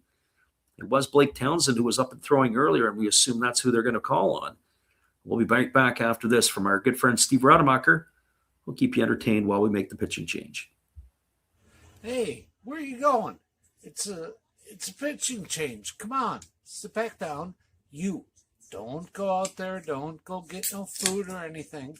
You've got a big decision. Are you going to throw in there Raleigh Fingers? Maybe Goose Gossage? How about maybe Mariano Rivera or Lee Smith, Dennis Eckersley? Who knows? It's a pitching change. Come on back. You know who I would pick for this? A nice, tall, cool one. There's my pitcher. That's my pitching change.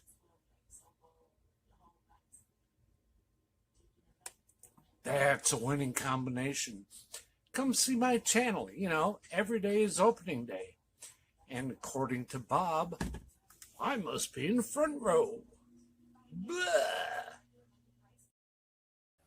That is our friend Steve Rademacher, and he will keep everybody entertained, as we say, in between the innings. It is, and also for the pitching changes, it's going to be Shohei Ohtani, who is coming to bat with the bases loaded here.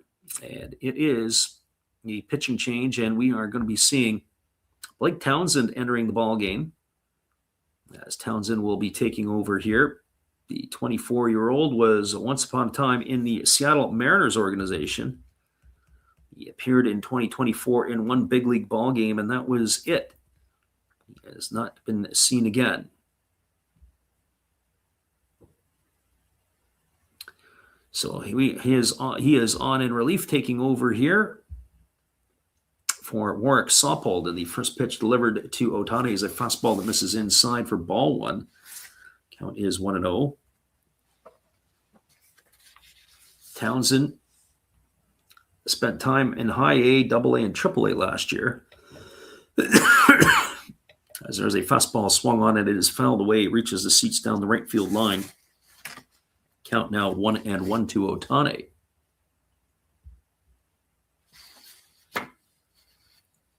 You get their scouting reports in the dugout. I think, sometimes I wonder if we're overthinking some things a little bit. There's a breaking ball that moves Ohtani off the plate, and the count now goes to 2-1. Runner at third is Okamoto. Runner at second is Maki. Runner at first is Wakatsuki. Bases are full of Japanese. Pitch on the way. Fastball at the knees. Taken for a called strike. Oh, my goodness. And they throw behind the runner, and it looks like they are going to get Shugo Maki at second base. Unbelievable. And we're going to wait to see. They're going to go look at the replay, as Samurai Japan may want to have a look at this. And it looks like that they are not. Are they going to challenge, or are they not going to challenge? We're waiting here. Australia seems to think that they've done it, and they're going to commercial. But they have picked off Shugo Maki at second base. It's going to be in the books as a 2-6 pickoff. He's gone for the third out of the inning, and that is going to do it here, unless they have something crazy that comes back. We are through 4 complete. No runs, 1 hit, no errors, and 2 runners left the board. That's one way to get out of your situation with the big fella Shohei Ohtani at the plate. Some boneheaded base running, which you don't see from the Japanese very often. We'll be back in just a couple of moments with all the action. Australia is pumping a fist, and our friend Mike Cool Hooks, well, you got some trouble on your hands, because I think that number that you have picked is way too high. We'll be back in just a few.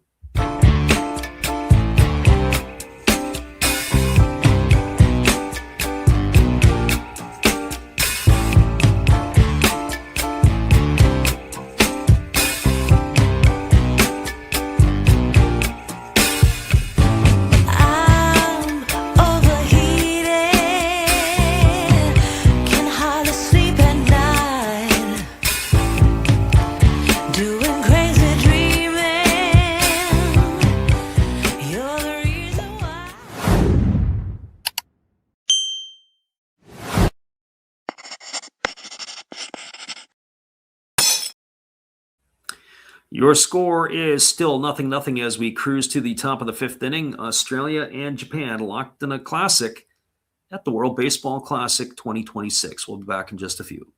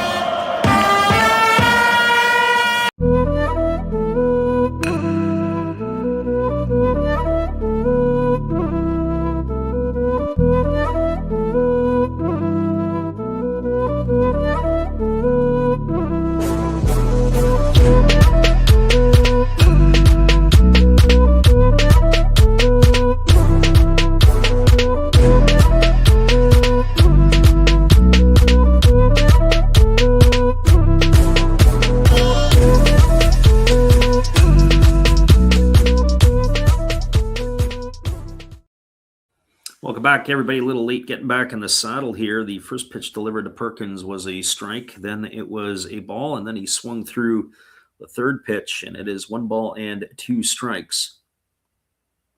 So Samita on the hill here, Chihiro Samita for the Samurai Japan, and there is a fastball swung on and missed.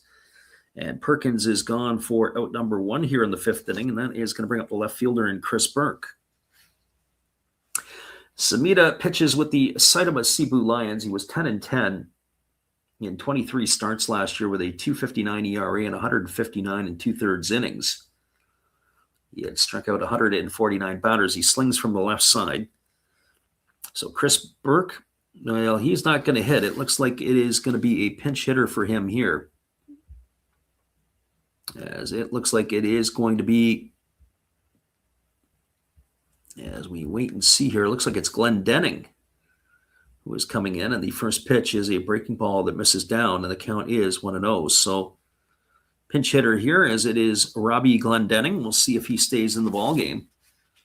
He played independent ball with Kansas City last year, as the 1-0 pitch is on the way.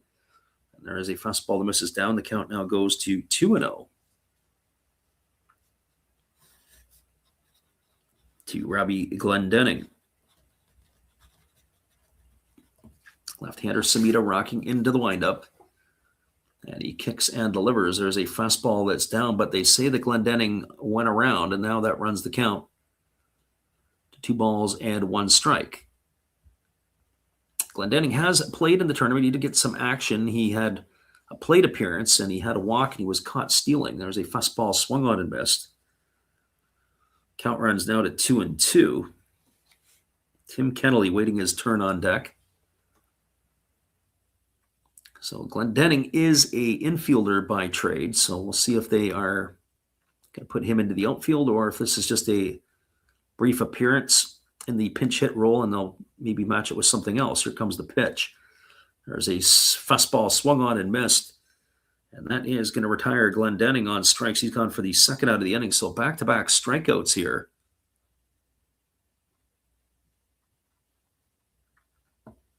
And that is going to bring Tim Kennelly to the plate. Well, Kennelly batting in the 9th spot, waiting on the first offer here from Samita. It's a breaking ball that misses down. Count is 1-0. Kennelly tonight is 1 for 1. He singled in the 3rd inning. Was raced on a fielder's choice. He is 1 for 6 in the tournament. As the lefty Samita kicks and delivers, there's a fastball swung on. This ball is lifted into right center field, giving chase, and it's going to go off the glove of Suzuki as he dives. Picking it up and firing it back in is Kondo. So Suzuki unable to make the catch. It would have been a tough play had he made it. That's going to go down as a single in the book. So another hit here for Kennelly. That's going to bring up the top of the order in Travis Bazzana. Yeah, he came a long way, did Suzuki, and he wasn't able to make the grab there. I wonder, and I've been saying this before, I'm not a big fan of the composition of this particular Japanese team, at least the lineup. The defensive play is going to hurt them when it gets into tighter ball games. There's a breaking ball ticket for a called strike. I think if Yuki Oshuda was patrolling center field, or for that matter, Koji Chikamoto, who was left off the roster, I think that ball would have been caught. Here's the 0-1 pitch to Bazzana as Samita holds to the set. Kicks and delivers. Breaking ball taken for a called strike, and the count now goes to 0-2. Not really sure why Kennelly hasn't been on the move here. I know it's a lefty on the hill, but if he gets thrown out, you got Bazzana to lead off the next inning. If he takes the base, you got Bazzana to potentially drive him in. So here comes the 0-2 pitch. Sabita kicks and fires. It's a breaking ball that misses down, and the count now goes to 1-2. So 1 ball and 2 strikes. Australia and Japan locked in a classic here at the Classic. Nothing in the top of the 5th inning. Here comes the 1-2 pitch. Samita holds set. Now delivers. Breaking ball that misses down. A good stop there by the catcher, Wakatsuki. They appeal over to third, but third base umpire says that Bazzana didn't go around, and that's going to run the count now to 2 balls and 2 strikes.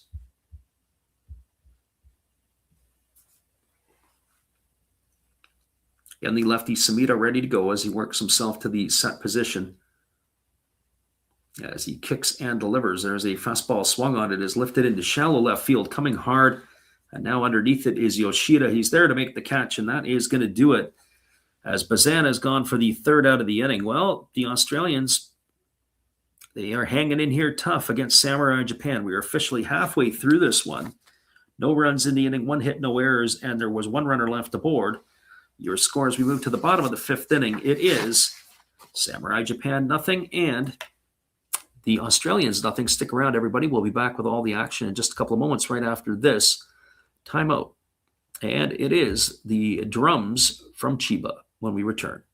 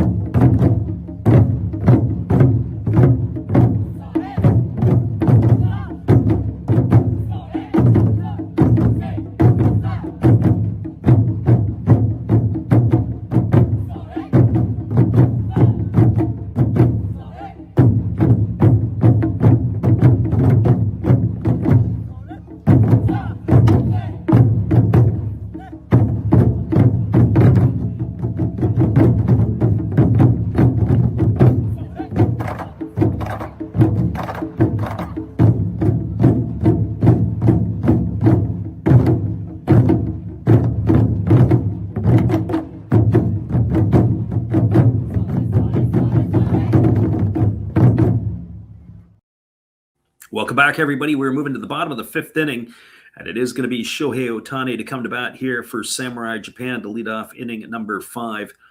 He was at bat with the bases loaded in the 4th inning when Shugo Maki got picked off a second base. And of all the times, Shugo Maki getting picked off at second with your big slugger at the plate, that is not typical Japanese baseball, as they are generally fundamentally really sound. That is going to leave a mark there. That might be a definition of this particular team, as even though they swing the bats well, they don't run the bases particularly very well. Well, Glendening is going to stay in the game in left field as the first pitch from Townsend is a breaking ball that just misses outside to Ohtani, and the count is 1-0. Otani today 0 for 2. He's grounded out and he's flown out. 5 for 8 in the tournament as the lefty kicks and delivers. There's a fastball swung on. This ball is lifted into deep right field, but not deep enough. Over to his right with room to make the catch is the right fielder Kennelly. And Otani is going to be gone for the first out of the inning, and that is going to bring up the center fielder in Seiya Suzuki. Well, for Suzuki, he is officially 0 for 1 tonight. He has popped a short and he's walked in his 2 trips. Michael Hook says, here's your pitcher's duel. Yeah, there you go. I think the Japanese might have been maybe carrying on a little extra partying last night after the victory over Korea as that fastball misses outside to Suzuki. Count is 0-1. Lefty Townsend delivers. There's a breaking ball missing way upstairs, and the count now goes even at 1-1. So 1 ball and 1 strike.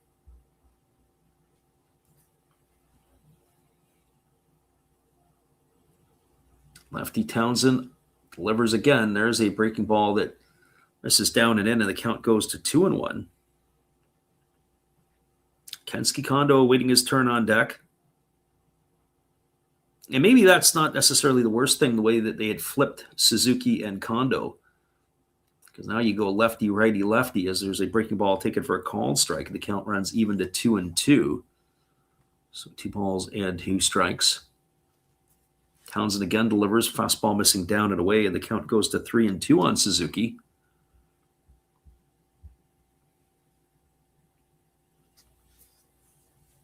Suzuki waggling the bat. Left-hander Townsend delivers again. Breaking ball swung on this is absolutely blistered foul.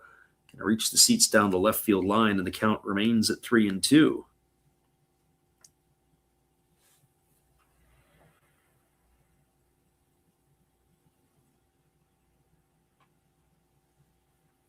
So full count here to Suzuki. 1 gone in the 5th inning. Australia hanging around here. As the lefty ready to go again. Here comes the pitch. On its way. Slow breaking ball swung on and fouled straight back, and that's going to keep the count at 3-2. So the battle here with Suzuki continues. This will be the 8th pitch of the at-bat. Australia hanging around here against Japan, and there's a breaking ball that just misses a bit low, and that is going to be ball 4 as Townsend has issued a walk. And as we said before, this is the thing to keep an eye on. And by our counts here tonight, that is the 6th walk issued by Australian pitchers. Eventually, that is going to come back to haunt you at some point. You're at a clip of just over 1 per inning. Now, on the flip side, that ought to tell you something about Samurai Japan's night tonight. Obviously not getting enough clutch hitting by any stretch. We have not sure, the home plate umpire had popped out. They've added a ball to the count. So it looks like a pitch clock violation here to the pitcher. So 1 ball and no strikes to Kondo. Pitch on the way. Fastball misses upstairs. It's now 2-0. And you have the pitch clock violations or those type of things. And for a team that already has enough time struggling throwing strikes, that's the 2nd in consecutive innings. Here comes the 2-0 pitch on the way. Slow breaking ball misses inside, and now the count goes to 3-0 on Kondo. Masataka Yoshida waiting his turn on deck. That would drive me crackers. It drives me crackers as a coach or a manager, and that is lefties who can't get lefties out. Kondo 0 for 10 in the tournament so far, to the point where you got to wonder when they're going to make a change. There's a breaking ball taken for a called strike. The count is 3-1. I like Kondo. Kondo is a solid player for the Fukuoka SoftBank Hawks. But the reality of it is, at what point are you going to lean toward Morishida or maybe Makihara? Cohen Wynn up and now throwing in the Australian bullpen, the right-hander getting loose. As Townsend's doing a tour from behind the mound. Kondo gets himself set back in and we're ready to go again. So here comes the 3 ball and 1 strike pitch. Left-handed hitting Kondo. Pitch on the way. Fastball swung on, popped up. into left center field. Moving over underneath it is Aaron Wakefield. He's there to make the catch. That's going to be his 5th putout of the night. And that is going to send Suzuki back to first base. It'll bring up the left fielder in Masataka Yoshida. And I guess if you're a Japanese fan watching this, it's kind of just make your stomach roll a little bit. Not enough clutch hitting. And they're playing like last night where they're playing for the long ball. This is not traditional Japanese baseball that we're witnessing here. Not a lot of small ball going on, but they're going to need to break it out here in a tight ball game. As that breaking ball misses inside the Yoshida. Never thought I'd say it against the Australians that you're going to have to nickel and dime them, but that would be what you're going to have to do. Because the bats have frozen up. Only 2 hits tonight so far for Samurai Japan as that breaking ball is taken for a called strike, and the count is 1-1.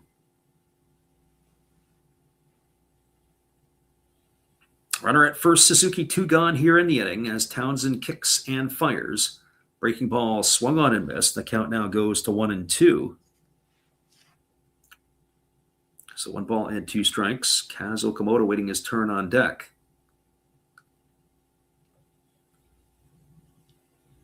Townsend holds to the set. And now the pitch on the way. Breaking ball swung on, and this one's going to be hooked into the temporary seating down the line, and now that's going to keep the count at 1-2. Our friend Michael Hook says 2 hits and we're halfway through the game. Yeah, who would have thought that Australia would be out hitting you 5-2 at this point? Japan has stranded 6 runners on base to this point. Australia has stranded 4. Both teams with runners in scoring position have put up a big goose egg, obviously, because there's no runs. There's a breaking ball swung on and fouled away at the feet of Perkins, and the count remains at 1-2 to Yoshida.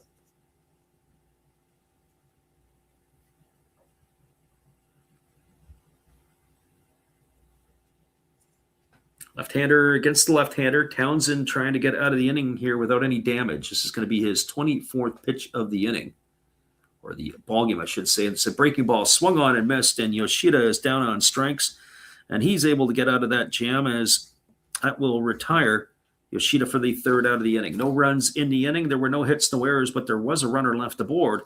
We are now through 5 complete innings. Your score is Samurai Japan 0 and Australia 0. Stay with us, everybody. We'll be back with all the action in just a couple of moments after this timeout. We thank you guys for being with us here tonight on the Last Raps Baseball YouTube channel.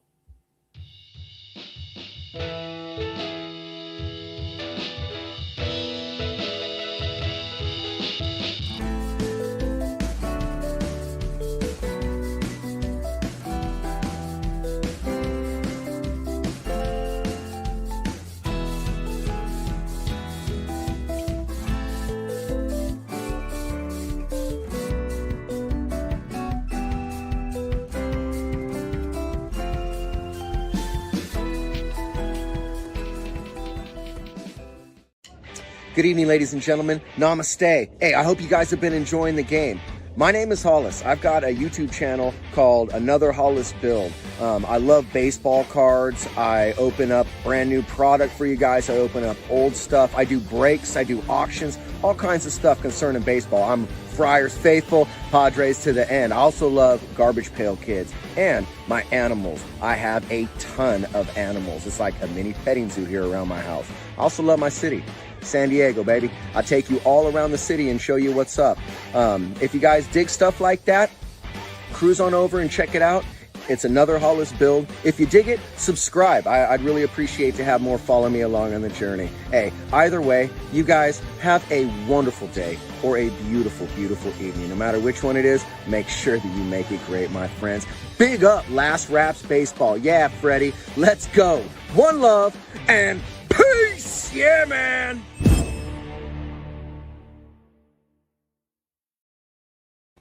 That's right, everybody. Welcome back. It is no mistake here as we are now moving to the top half of inning number 6. The score line is what you see it. It is nothing for Australia and Japan. This is the World Baseball Classic 2026, and we are bringing it to you live from Tokyo, Japan. Coming to bat for the Australians here to start the 6th inning, it'll be Curtis Mead, Aaron Whitefield, and Alex Hall, as it is the reliever in the ball game, it's Chihiro Samita, who is coming back out for his second inning work, the lefty from the Saitama Cebu Lions. The Japanese have used 2 pitchers so far in this one, and 3 pitchers so far used by the Australians, and that is where we have it here. Should Australia win the game? Well, both of these teams would then go through, as there's a fastball that misses up and away, and the count is 1-0 to Mead. Should Japan win, then it would force Australia into a showdown against Korea tomorrow night, as they have the opportunity to try to win that one there. There's a breaking ball missing up and away. And should Australia win that game, then they would punch their ticket through to the quarterfinals as well. However, if they lose tonight, lose tomorrow, then it sets up a 3-way tie with Chinese Taipei, Korea, and Australia. There's a fastball swung on and missed, and then everybody's got to get their pencils and papers and calculators out to figure out how that will break down. So, 2 balls and 1 strike to beat as the lefty Samita rocks and delivers. There's a fastball swung on and is fouled on the first base side of home plate, and the count now 2-2 to Mead. I would think that a tournament like this and against this caliber ball, I know he's a major league player, Mead, but having the confidence to come back, as there's a fastball swung on and it's going to be lifted foul into the seats. Count remains at 2-2. He's had a pretty good tournament, 4 for 10 thus far with a homer and 3 RBIs.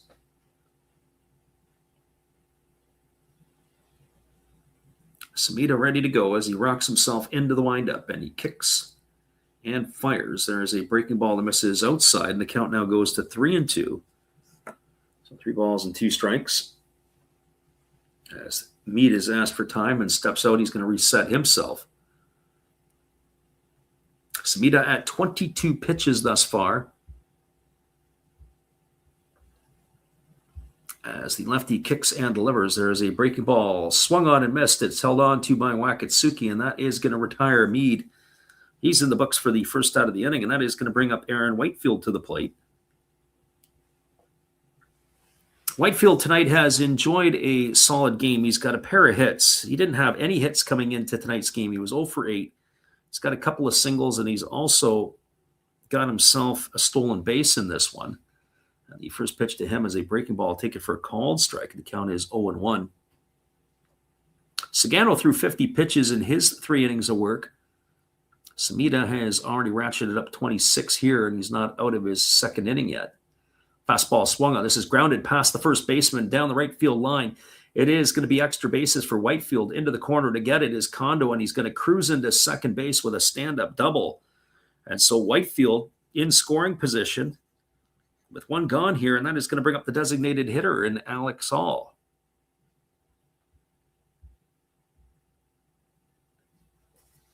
Ball just snuck down the line past the first baseman, Murakami. Murakami was playing off the line. So Whitefield with a double, and Hall coming to the plate. Hall today is 1 for 2. He's 3 for 10 in the tournament. As the lefty Samita is concerned with the runner at second base. Whitefield can run. There's no doubt about that. There's a breaking ball that misses down and in, and the count is 1-0.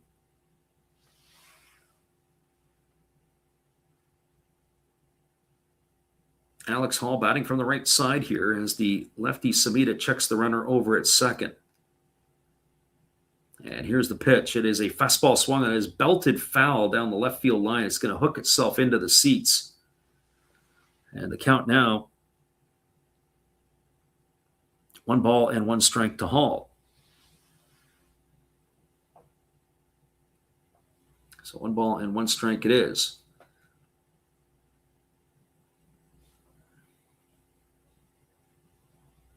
Whitefield has the most stolen bases in ABL history. There goes the runner to third, the throw, and it's going to be into left field, getting up and heading home, and that's going to be the first run of the ball game as Wakatsuki threw it into left field. So a stolen base for Whitefield. He comes home on the throwing error by the catcher, and the Australians have opened up the scoring with a 1-0 lead here in the top of the 6th inning. As Hall still bats, so Australia has taken the lead on Japan, and we are in the back half of the ball game. Who would have had that on their bingo card? Certainly not our friend My Cool Hooks. That is for certain. So 1 ball and 2 strikes it is to Hall here as Samita delivers. It's a breaking ball swung on and missed. And he is gone for the second out of the inning. So the legs of Aaron Whitefield, we were just talking about his stolen bases. The all-time leader in the Australian Baseball League. He is able to take third. And then the throw by Wakatsuki into the fair territory side of third base, and Okamoto not able to lean back to get it. There's a first pitch breaking ball that misses inside Dale. Count is 1-0. So if you just joined us, 1-0 here for Australia. Here's the pitch. Fastball swung on and fouled away at home plate all the way to the backstop, and the count goes even at 1-1. So 1 ball and 1 strike. And you got to think right now, the Australians are playing pretty loose. There's a fastball that swung through and missed, and the count now goes to 1-2. They're enjoying life. And when you got a team that is playing loose and easy, that is a good sign. So 1 ball and 2 strikes it is. As the lefty Samita shakes off the signs from his catcher, and now he's ready to go. And here comes the 1-2 pitch. It's a breaking ball down, but the home plate umpire says that Dale's gone around. He's gone on strikes for the third out of the inning. Well, around a double, a stolen base, and an error, Samita is able to strike out the side here in the 6th inning, and he has got 5 of the 6 outs tonight retired via strikeout. Well, we had a run in the inning. On the benefit of 1 hit, there was an error, and there's nobody left aboard. Your score as we move to the bottom of the 6th inning, it is Australia with a 1-0 lead over Japan. Stick around, everybody. The excitement is about to continue. It'll be Okamoto, Murakami, and Maki to come to bat here in the 6th. We anticipate a pitching change, and we'll be back in just a few after this timeout. Stay with us. Well, you got to have an ace in the hole, a little secret that nobody knows. Life is a gamble, a game we all play, but you've got to save something for a rainy day. You've got to learn to play your cards right if you expect to win in life. Don't put it all on the line for just 1 roll. You've got to have an ace in the hole.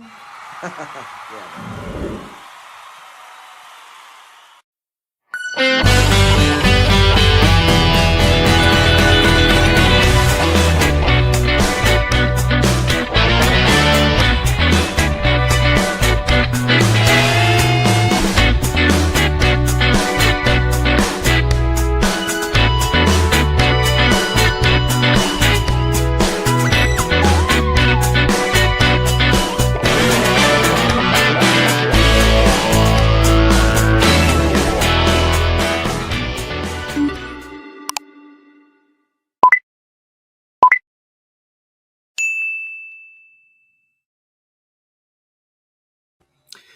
We got a scoreline of 1-0 for Australia. Coming to bat will be Okamoto, Murakami, and Maki. Hang tight, everybody. All the action is getting good as we're getting into the back half of the ball game.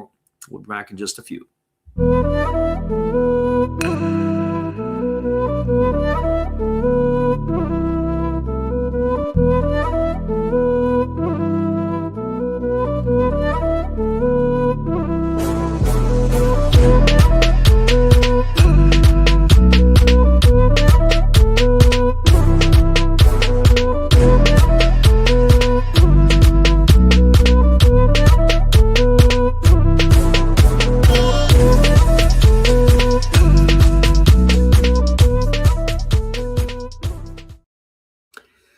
Welcome back, everybody. It is going to be a pitching change as Australia is going to their bullpen. It is going to be Cohen Wynn who is taking over here. And the first pitch on the way to Kaz Okamoto is a breaking ball that misses down for ball 1.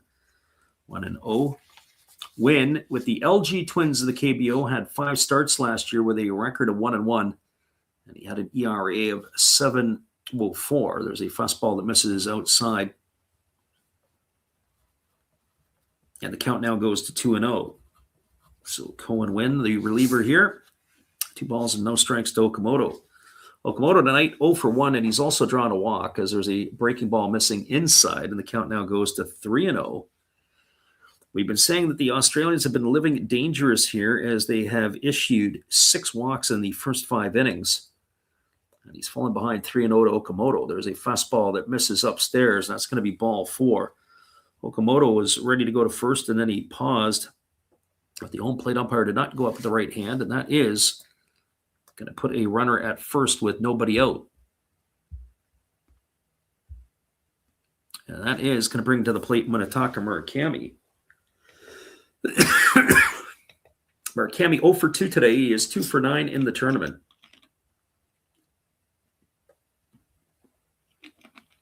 Fastball taken for a called strike. Count is quickly 0-1 to Murakami.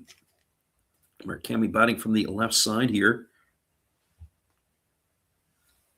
As the right-hander Wynn ready to deliver again. And there's a breaking ball swung on. It is popped into left field. Underneath it, and there to make the catch is Glenn Denning, and that is going to retire Murakami. He's gone for the first out of the inning. Retreating back to first is Okamoto, and that'll bring Shugo Maki to the plate. Well, for Maki tonight, he is 1 for 2, but the glaring mistake of him getting picked off with the bases loaded at second base with Shohei Ohtani at the plate is a major turning point in this ball game. So here comes the first offering to Maki. It is a fastball swung on. It's grounded to third. They go to second for 1, back to first, and it's going to be in time, a double play. It's going to go in the books as a 5-4-3 double play. And Samurai Japan is gone here in their half of inning number 6. We're going to see if they're going to make the call up or not. Or are they? Are they going to see it? They're going to bring everybody in. They're going to have their discussion. It looks like they are going to go to the replay. So let's hold tight here for a second. It's definitely going to be the front end is out. Okamoto has definitely gone at second. We're going to get a look at the replay over here. We'll wait and see here. Looked like the Japanese wanted to challenge there. They were signaling to the home plate umpire. They wanted to go upstairs. Maki, now we're going to wait this one out.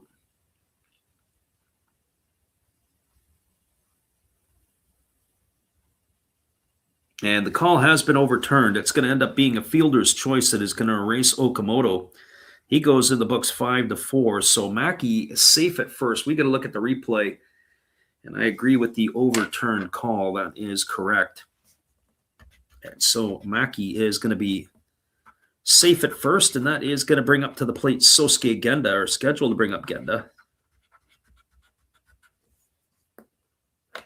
So I guess our commercial break is going to have to just wait here. So aboard on the fielder's choice is Maki. Genda striding to the plate. He is 0 for 1. We might have to wait here because we are going to have a pitching change. So we're going to have Cohen Wynn. His night is done, and it's going to be John Kennedy coming on in relief.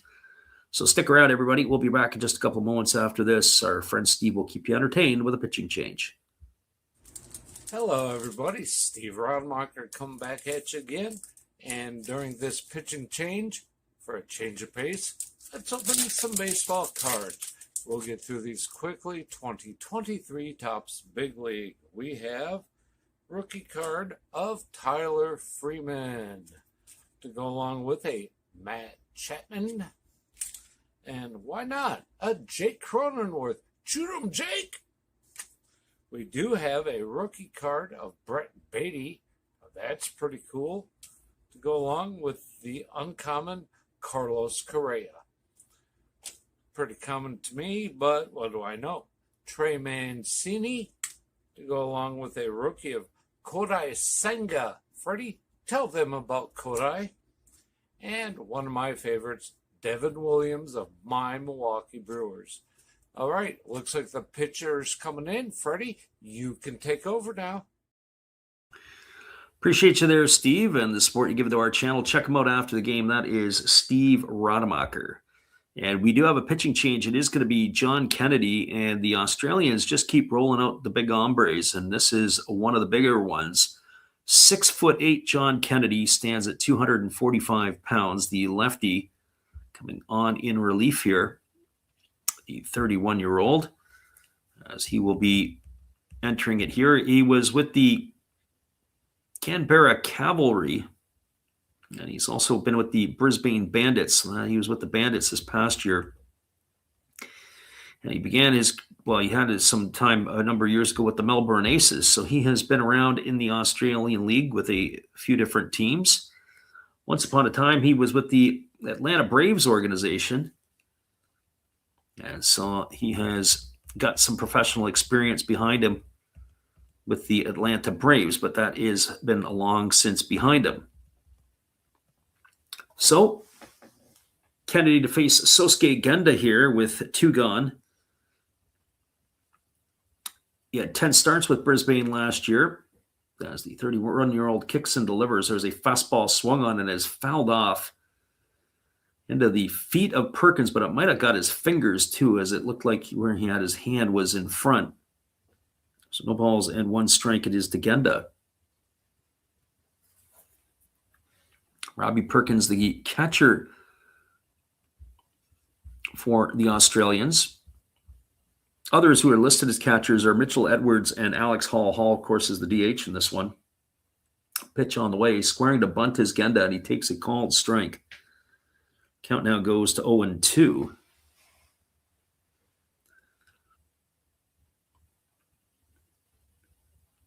So no balls and 2 strikes it is. Pitch again on the way. Breaking ball misses down and away. 1-2 now to Genda. The bottom part of the batting order has reached base 5 out of 7 times for Samurai Japan. They are doing their part to trying to turn the batting order over, but Shohei Ohtani not doing his part tonight, as there's a ground ball chopped over the head of the pitcher, and everybody's going to be safe. The 6'8" pitcher let that ball get over his head. He was originally looked like he wanted to go for it. Then he pulled his hands down, and the defense came through, as it was Curtis Mead who was racing over to try to pick it off, but he ends up bobbling the ball, couldn't get it out of his glove. We're going to see how they're going to score it. I would probably say it's going to be an error. It's going to be a single, actually, and that's how they're going to rule it, is a single. He didn't make the throw. And then everybody had to race over to third because the base was empty. So Genda gets himself an infield hit. That's going to put runners at first and second. And it is going to bring Kenya Wakatsuki to the plate. Wakatsuki tonight has been on base twice. He has singled and walked. He takes a fastball at the knees for a called strike, and the count is 0-1. So now make that 6 for 8 that the bottom third of the batting order has reached base. Fastball taken at the knees for a called strike, and the count now goes to 0-2. So no balls and 2 strikes to Wakatsuki. Our friend Titus says he looks like King Kong out there on the mound. He is huge. There's a breaking ball that misses down, and the count is 1-2. One thing is, he does not, for a big guy, he doesn't have long arm action. His is he just pulls it out and then just slings. As there is a fastball that is swung on and fouled away into the catcher. Perkins has just been getting beat up like crazy in this half inning. Waiting on deck is Shohei Ohtani,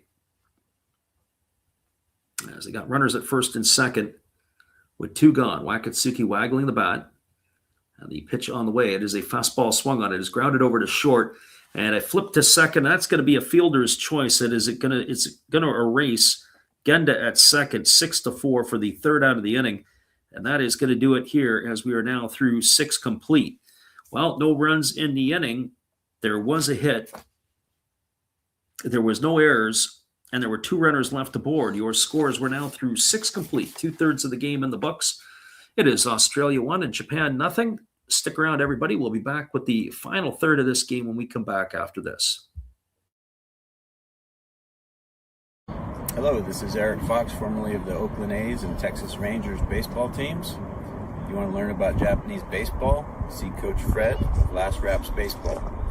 If you want baseball instruction, see Coach Fred. If you want to learn about golf, do not go to Coach Fred. Fred, what kind of club is this? At Last Raps Baseball, we know baseball. That's right, everybody. We know baseball, and we'll be back in just a couple of moments. It'll be Wingrove, Perkins, and Glendenning slated to come to bat for the Aussies when we return after this.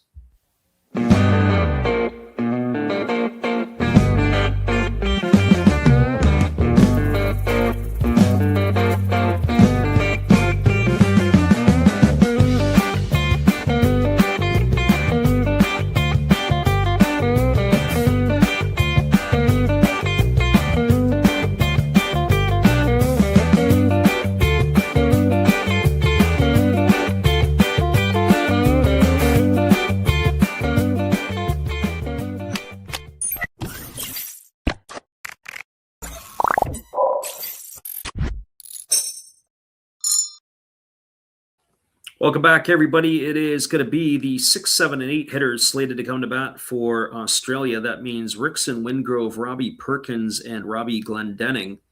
It has been a bit of a escape artist routine for the Australian pitchers, as through their first 6 innings, they have walked 7 batters. They have walked the tightrope and lived dangerously, but they've been able to wiggle their way out of it. The only run of the ball game has come off the legs of Aaron Whitefield. He had hit a double, he stole third, and he scored on the throwing error by the catcher Wakatsuki. It was manufactured in that 6th inning, and that has given the Australians a 1-0 lead. It is right now obviously a pitcher's duel between the bullpens of these two teams, and it has been absolutely a gem to watch and to see the Australians really battling it here.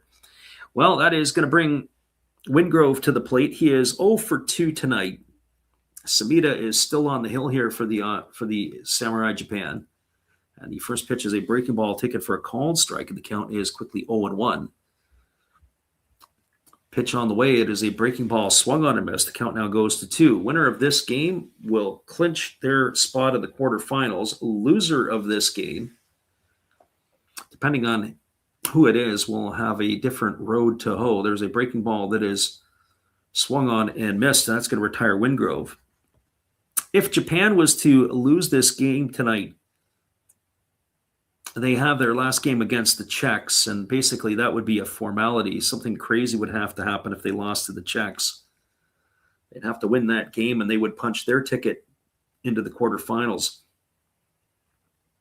If the Aussies lose this game, it sets up a real crazy scenario. They got to play tomorrow night against the Koreans. There's a fastball taken for a called strike, and the count is 0-1.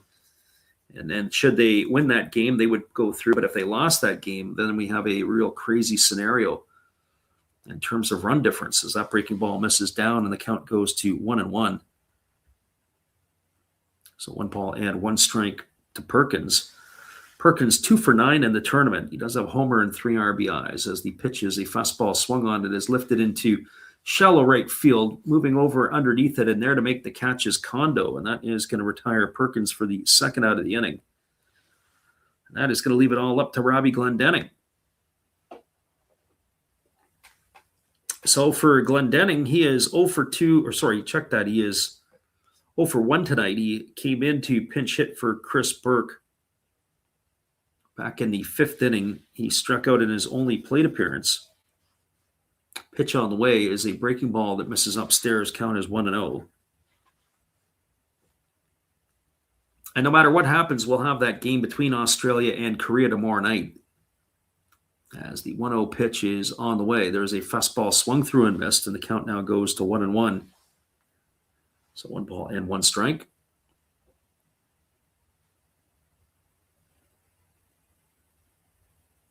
Our Filipino friend says if it keeps up, his under 12.5 and plus 6.5 are as good as secured. As that pitch is swung on and fouled away, and the count goes to 1-2 on Glendenning. Yeah, for those of you who like to put a few nickels down on the game, I know in Japan, it's illegal to do online gambling. That's the 1-2 pitch on the way. It's a breaking ball swung on and missed. And that is going to retire Glendenning. What a spectacular performance by Samita, other than the fact he gave up the run in the last half inning. In his 3 innings on the mound, he has struck out 7 of the 9 Australian batters. He's been able to retire his outs. And that is going to retire Glendenning here in the inning. No runs in the inning. No hits, no errors, nobody left aboard. They go in order to the Australians. stick around, everybody. The bottom of the 7th is upon us, and we're going to do our version of Take Me Out to the Ball Game with you guys. We'll be right back in just a few on the Last Raps Baseball YouTube channel.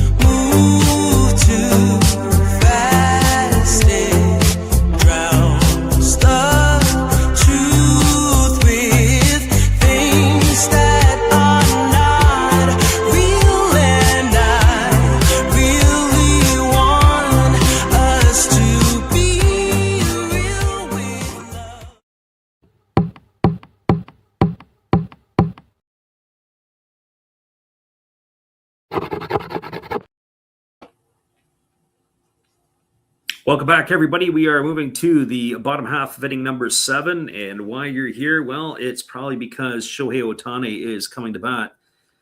He is 0 for 3 in this one here tonight, as he has going to be facing the left-hander Kennedy. So the Shohei Ohtani ready to face him here in inning number 7. So he has flown out to center, he's flown to right, and he has grounded to second in his 3 trips to the plate.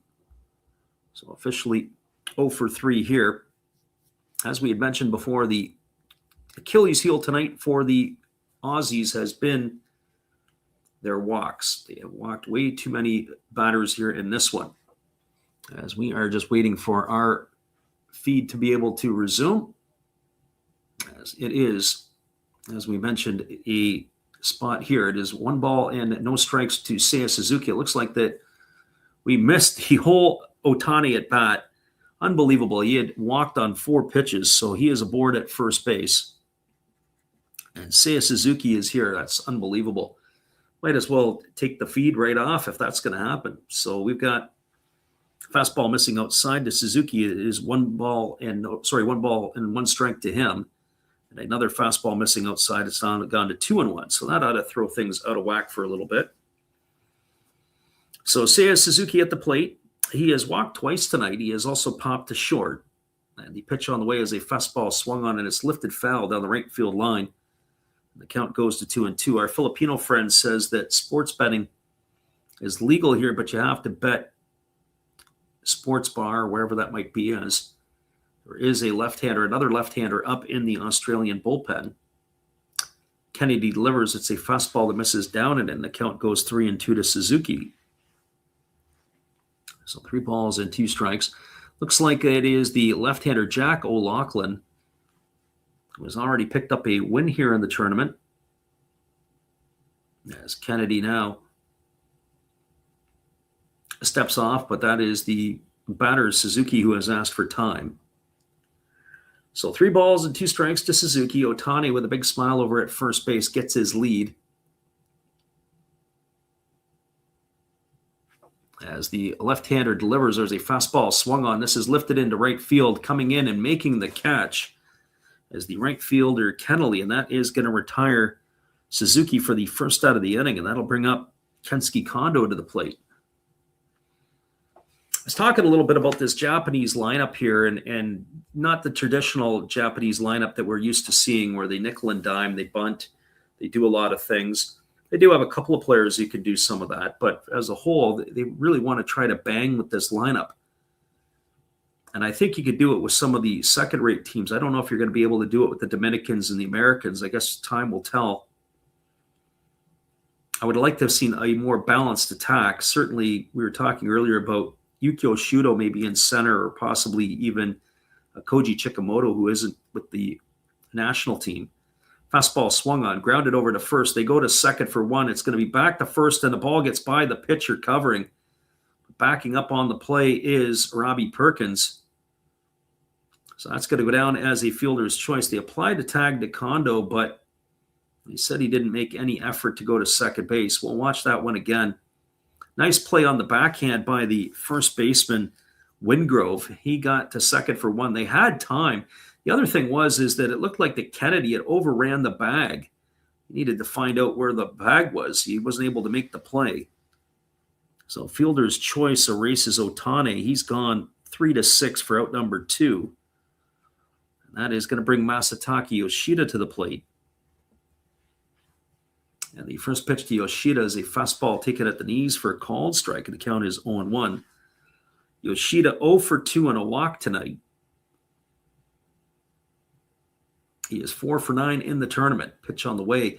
Fastball swung on. This ball is belted into deep right field. This ball's got trouble, and this ball is gone. A home run for Yoshida, and that has put Samurai Japan on top with a 2-1 lead here over the Australians.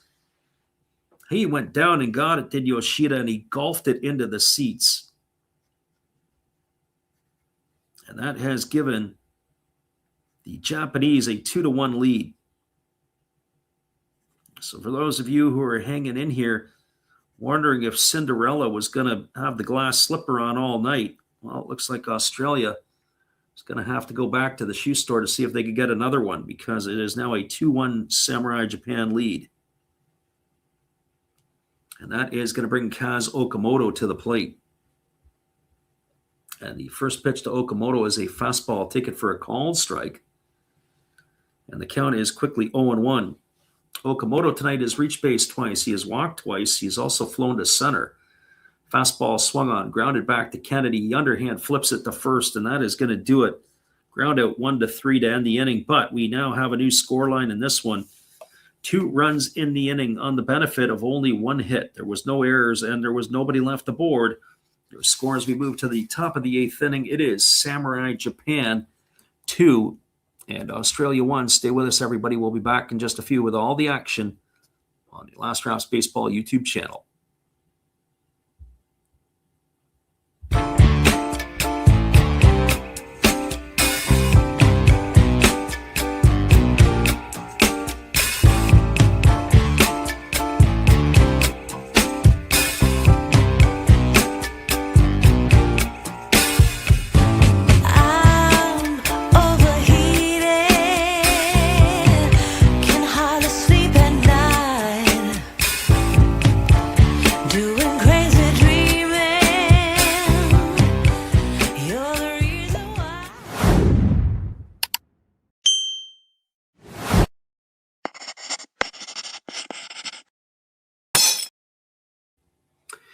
The scoreline is now 2-1 for Samurai Japan. We'll be back in just a couple of moments after this message from our good friend Steve Rademacher. Hello, guys. Thank you for joining Freddie here on his baseball game. And I'm Steve Rademacher, and my channel is really all about everybody, including all my international friends. We have such stuff as non-sport packs from Canada, the OP Cheese. We have the Greek Freak. We have money from around the world. We have lira. We have yen. We have francs. We have pounds. We have Deutschmarks. We have all kinds of cool stuff like that. We even have some cooler things like Japanese women wrestlers and OPC baseball cards where I cannot read the back. We even have unopened material like the royal family, I know it's backwards, from London, England. Thank you for watching. Back to Freddie. Appreciate you there, Steve, and the support you give to our channel. In turn, we like to support Steve Rademacher and check him out after the game on the Last Raps Baseball YouTube, or on his channel.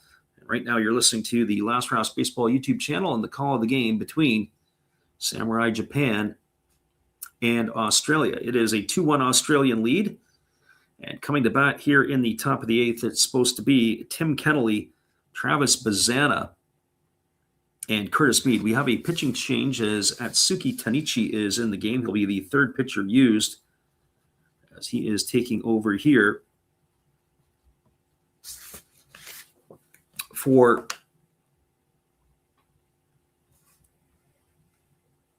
the Japanese here. So we're a little bit behind here. They do have some changes as Taisi Makihara has moved into center field. It's no balls and 2 strikes here to the hitter Kennelly.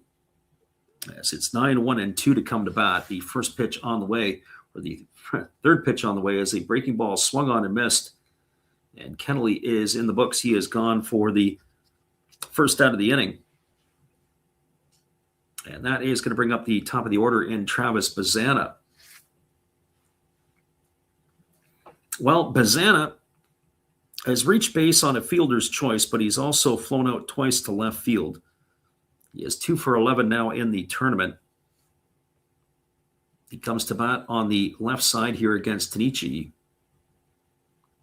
As the first pitch coming here from the right-hander as he kicks and delivers. There's a breaking ball taken for a called strike, and the count is 0-1. So no balls and 1 strike.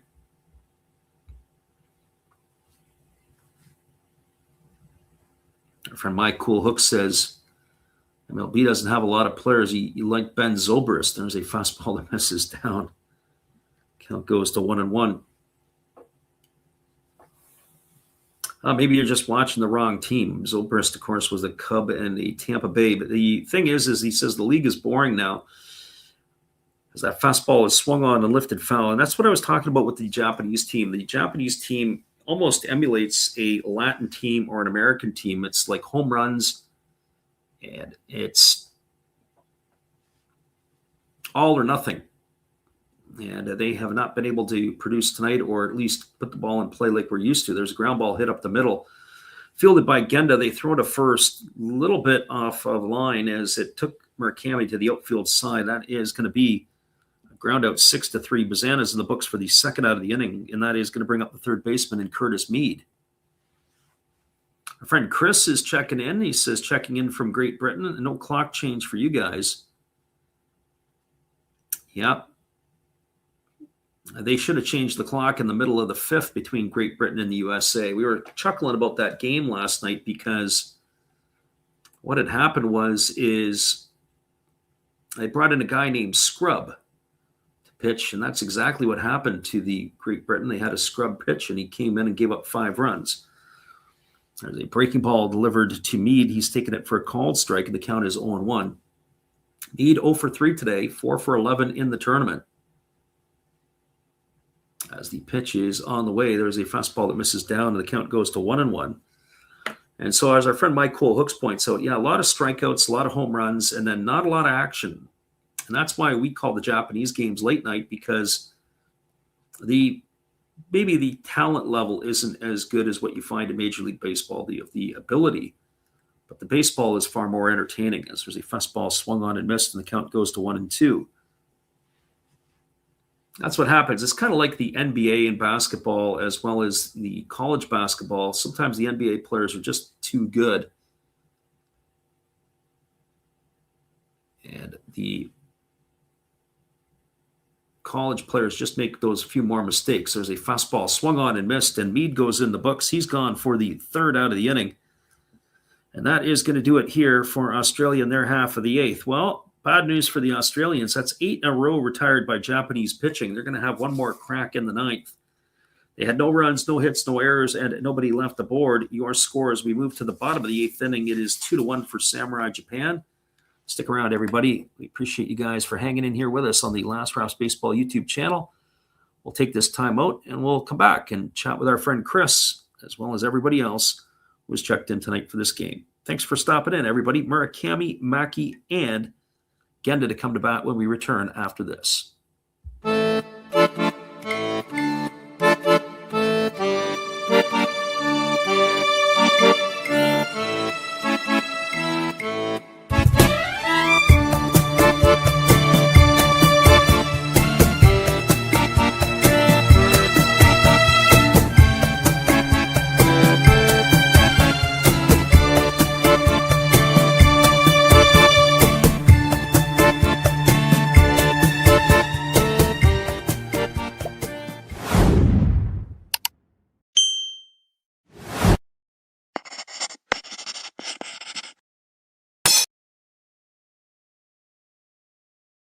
Hello, this is Eric Fox, formerly of the Oakland A's and Texas Rangers baseball teams.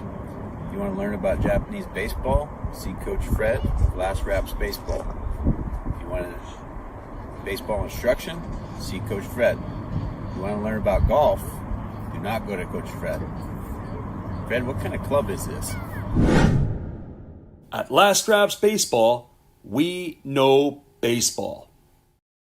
Welcome back, everybody. It is going to be Murakami, Mackey, and Genda slated to come to bat here in the bottom of the 8th inning for Samurai Japan. Our friend Chris said he'd like to see a few Great Britain minor leaguers getting a shot in the NPB. Be fun to follow their progress. Had a couple of kids who used to do programming. One guy played for me who pitched for Great Britain in the last World Baseball Classic. The fellow's name is Alex Webb. There's a pretty cool article on the team he played for in high school was the White Rock Tritons on their website. Tells the whole story, how he got hooked into the British national team. I had actually knew Sam Dempster at the time, who was the manager of the team and had coached against Sam, and I'd referred Alex to him, and he had went over and pitched for them while he was still in college, and then ended up being drafted twice, once by the Padres and once by the Reds. We have a pitching change. I'll continue that story. It's Kai Hampton on the mound for Australia here. And the first pitch he delivered was taken for a ball, 1 ball and no strikes to Murakami. Fastball swung on and it bounces and hits the umpire.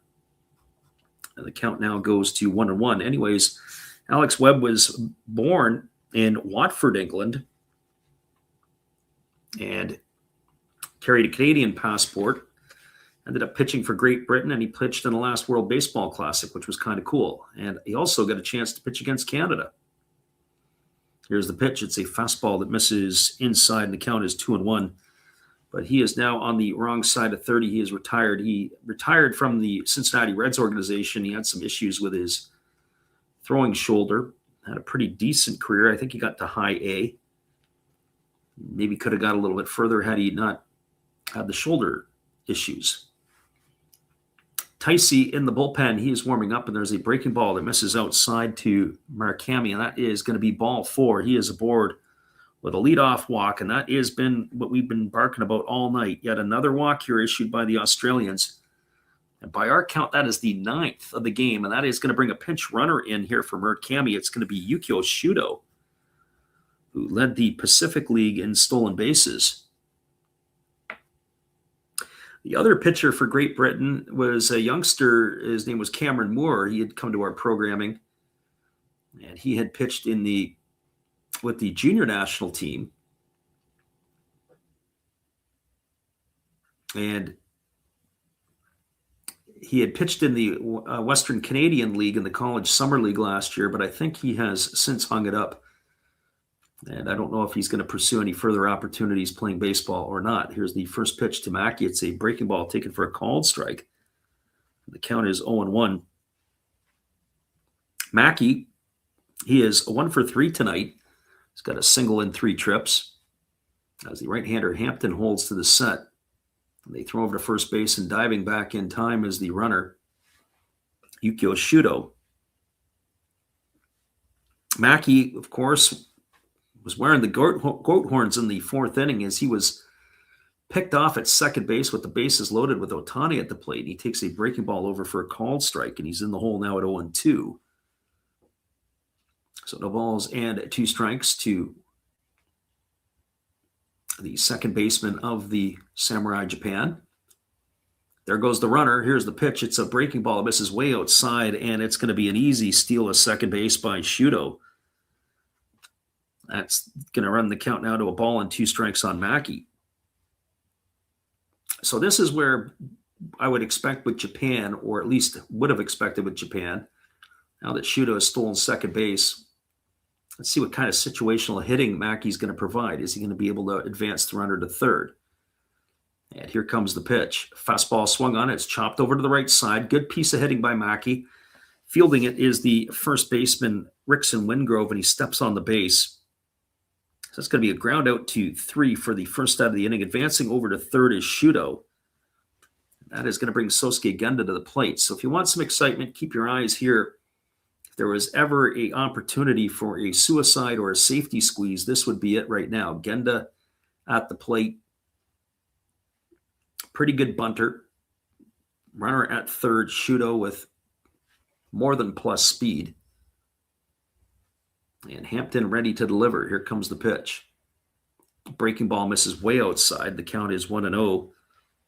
The Genda. Genda today is 1 for 2. He's got a walk and a single. He's 4 for 7 in the tournament. Infield is in for the Australians. There's no grass, but they are about 3 or 4 steps ahead of the bag. Breaking ball misses outside, and the count now goes to 2-0. So 2 balls and no strikes. Samurai Japan trying to punch another run across the board. As the right-hander Hampton works himself to the belt, now delivers. Breaking ball misses outside. Count now goes to 3-0. So 3 balls and no strikes. And it looks like we'll have a pinch hitter for Kenya Wakatsuki. It looks like Teraki Sato has moved into the on-deck circle. And there's a breaking ball that misses way outside. It's going to be ball 4, yet another Australian walk. The 10th issued by their pitching staff here tonight. That's going to put runners at the corners with 1 gone, and now we're going to see Teraki Sato coming to the plate. And Sato, the Central League leader in home runs in the 2025 season, he belted 40 for the Hanshin Tigers. As he gets a chance to come here to see if he can do some damage.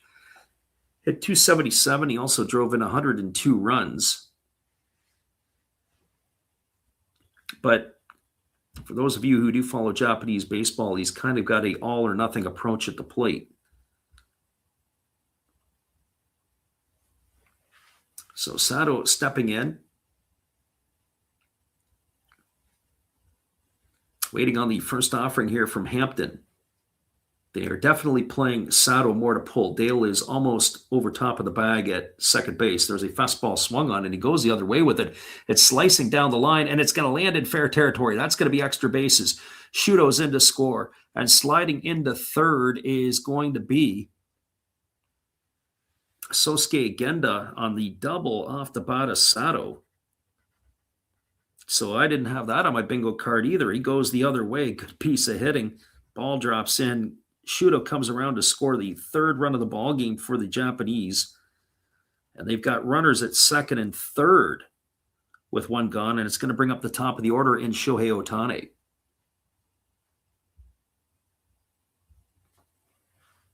So our good friend Mike Cool Hooks is in the house here, and we know it's still a ways away, but this is the type of inning that we were talking about that Japan has had throughout the tournament. They had a couple of big innings last night against the Koreans. Now it's not going to be Ohtani coming to bat. They've just held the 4 fingers up, and they're going to take their chances with Seiya Suzuki as he's going to get the free pass. So yet another base on balls, that even though it's intentional, that is going to be charged to Samurai Japan. So that is, to Australia. That's 11 walks in tonight's game issued by the Australians. And so here comes the first offering to Seiya Suzuki. The pitch is on the way. It's a breaking ball down and away.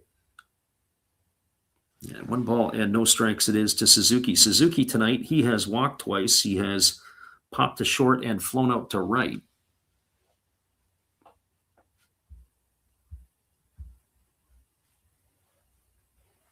As the right-hander Hampton kicks and delivers, there's a fastball that moves Suzuki off of the plate, and the count now goes to 2-0. So 2 balls and no strikes. We'll be back on tomorrow night, Australia and Korea. As the pitch on the way, it is a fastball swung on and it's grounded foul over on the third base side. The count now goes to 2-1. So 2 balls and a strike. Sato is the runner at second base. As we mentioned in the bullpen, it is the Giants. Used to be closer, and now he's their setup man. That is Ticey. There's a breaking ball that misses upstairs. Count now goes to 3-1 on Suzuki. There's nowhere to put him here. Base is juiced, and the 3-1 pitch coming. Hampton kicks and fires. Fastball misses inside. Ball 4 it is. Walk number 12 here issued by the Australians. That's going to give Suzuki an RBI. Everybody else is going to move up 90 feet. Otani goes to second. In to score is Genda, and Sato advances himself over to third. And we're going to have a conference on the mound here, as it is now a 4-1 Samurai Japan lead. And that looks like it is going to be the end of the night for Hampton. His night is over. We're going to the bullpen. We got a pitching change on our hands here. And we'll bring our friend Steve out of the bullpen to give you guys a little bit of comic relief as we wait for the change. Hang tight, everybody. We'll be back in just a moment. Hey, where are you going? It's a pitching change. Come on, sit back down. You don't go out there. Don't go get no food or anything. You've got a big decision. Are you gonna throw in there Raleigh Fingers? Maybe Goose Gossage? How about maybe Mariano Rivera or Lee Smith, Dennis Eckersley? Who knows? It's a pitching change. Come on back. You know who I would pick for this? A nice, tall, cool one. There's my pitcher. That's my pitching change.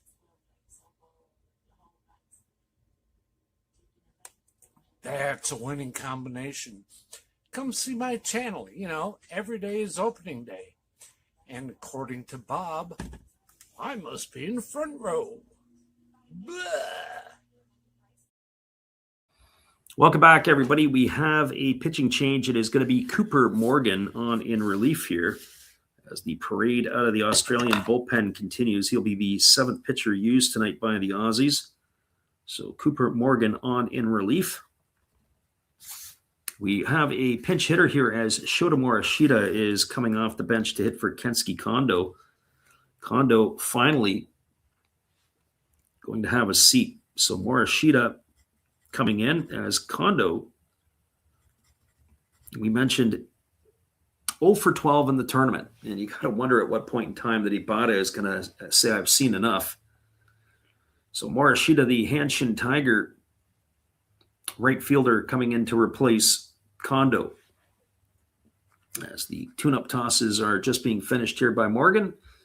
And we're ready to resume the action. For those of you who have just joined us, the Aussies had themselves a 1-0 lead. Samurai Japan scored 2 in the 7th on a 2-run homer by Masataki Yoshida, and they've added 2 more here in the 8th.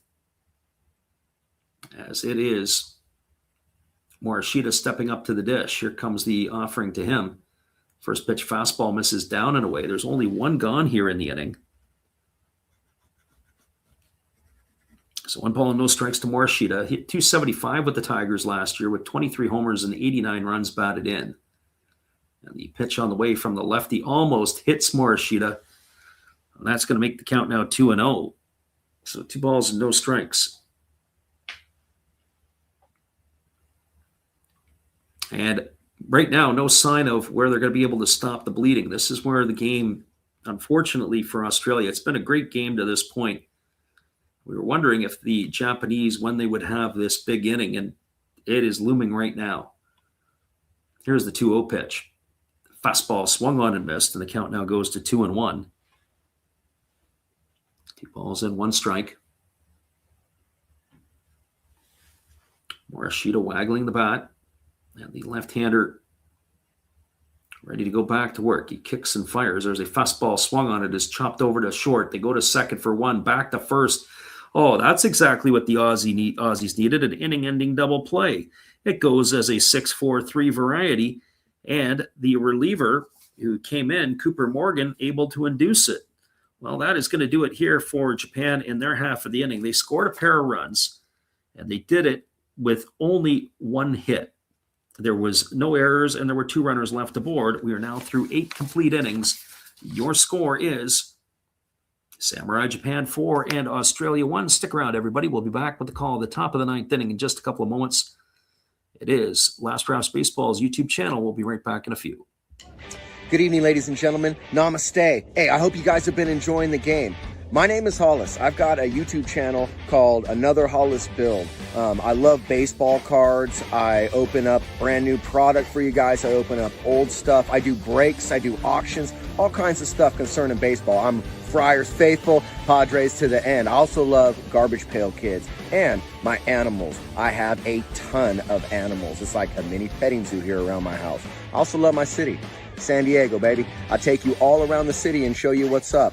If you guys dig stuff like that, cruise on over and check it out. It's Another Hollis Build. If you dig it, subscribe. I'd really appreciate to have more follow me along on the journey. Hey, either way, you guys have a wonderful day or a beautiful, beautiful evening. No matter which one it is, make sure that you make it great, my friends. Big up Last Raps Baseball. Yeah, Freddie, let's go. One love and peace. Yeah, man.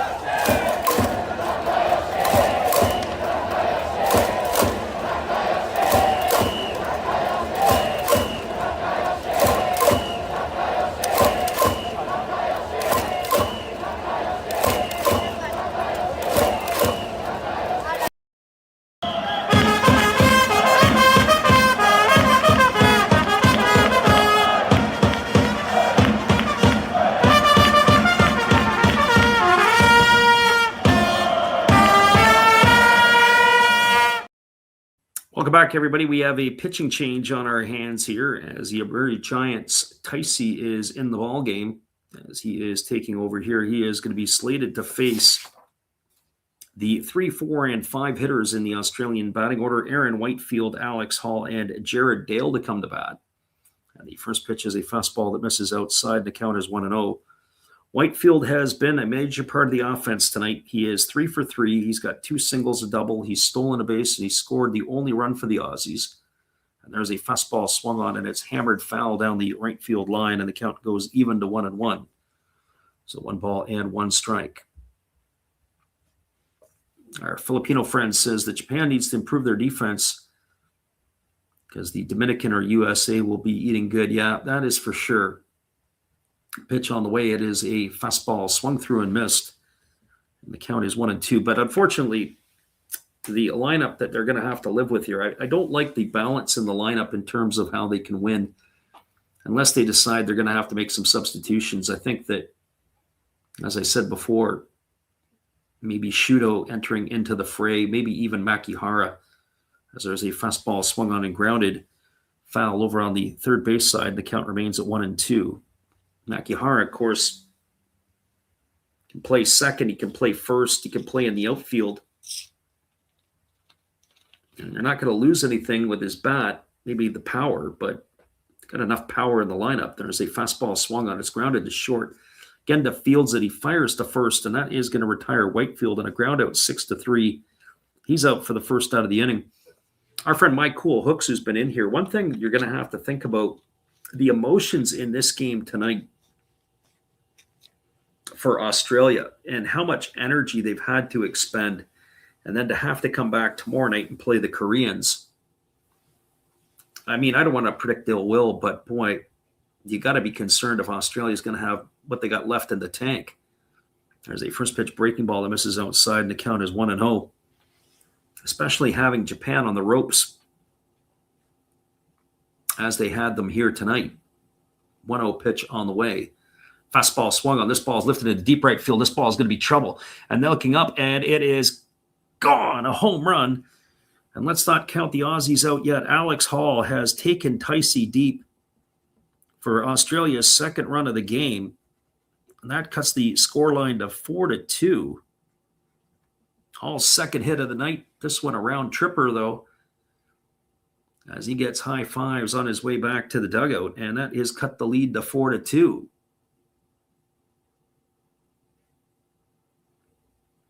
And that is going to bring up the shortstop in Jared Dale.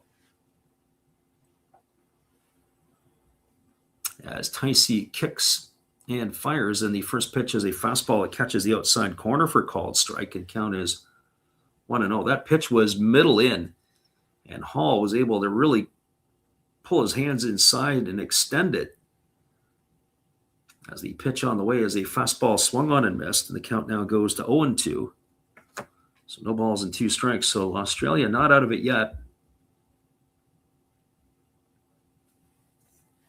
No balls and 2 strikes to Jared Dale. As the right-hander Ticey kicks and delivers, there's a fastball taken for a called third strike. Dale is in the books on 3 pitches. That's the second time he's been punched out tonight. And that is going to bring up Rickson Wingrove to the plate, as the Australians are down to their final out.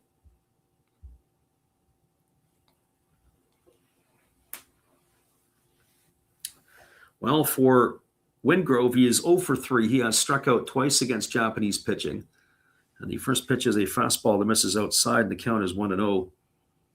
He is 1 for 9 in the tournament, the big fella. Batting from the left side here against Ticey, as Ticey rocks and delivers. Pitch on the way, fastball swung on and fouled straight back, and the count runs even to 1-1. After this one is over, we'll give you the full recap of this one before we pack it in and call it a night. As the pitch is on the way, there's a breaking ball swung on, and it's fouled away right into the feet of Wingrove. The count is now a ball and 2 strikes. One thing I will say is I do enjoy the pace of these games.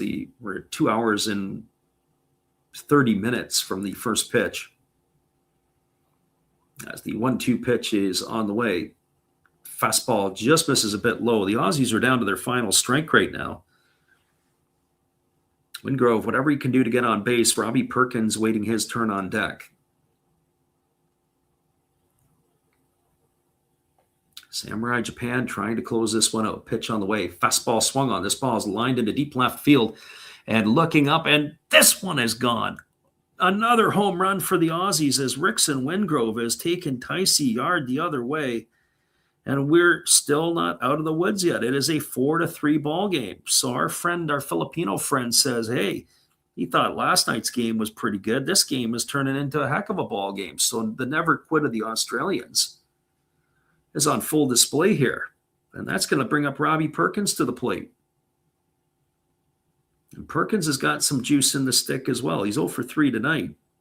But he did hit the home run in the first game. He's got a chance to tie this one up. So Ticey, 2 home runs in the inning here, 2 gone. As the first pitch coming to Perkins. Fastball swung on, chopped softly over to third, fielded on the run by the third baseman Okamoto. They fire to first, and that is going to do it. Oh, they make it exciting at the end here, do the Aussies. There was 2 runs in the inning on 2 solo shots, one by Hall and one by Wingrove. No errors, nobody left the board, and your final score is Samurai Japan 4 and Australia 3. Everybody, will be back in just a couple minutes. We appreciate you guys for hanging in here on the Last Raps Baseball YouTube channel, listening in. We will be back tomorrow night for Australia and Korea. Hopefully you guys can make it in. And let's see if that game will be just as entertaining as the one we had last night and the way this one finished tonight. We'll be back in just a few. Good evening, ladies and gentlemen. Namaste. Hey, I hope you guys have been enjoying the game. My name is Hollis. I've got a YouTube channel called Another Hollis Build. I love baseball cards. I open up brand new product for you guys. I open up old stuff. I do breaks. I do auctions. All kinds of stuff concerning baseball. I'm Friars faithful, Padres to the end. I also love Garbage Pail Kids and my animals. I have a ton of animals. It's like a mini petting zoo here around my house. I also love my city, San Diego, baby. I take you all around the city and show you what's up. If you guys dig stuff like that, cruise on over and check it out. It's Another Hollis Build. If you dig it, subscribe. I'd really appreciate to have more follow me along on the journey. Hey, either way, you guys have a wonderful day or a beautiful, beautiful evening. No matter which one it is, make sure that you make it great, my friends.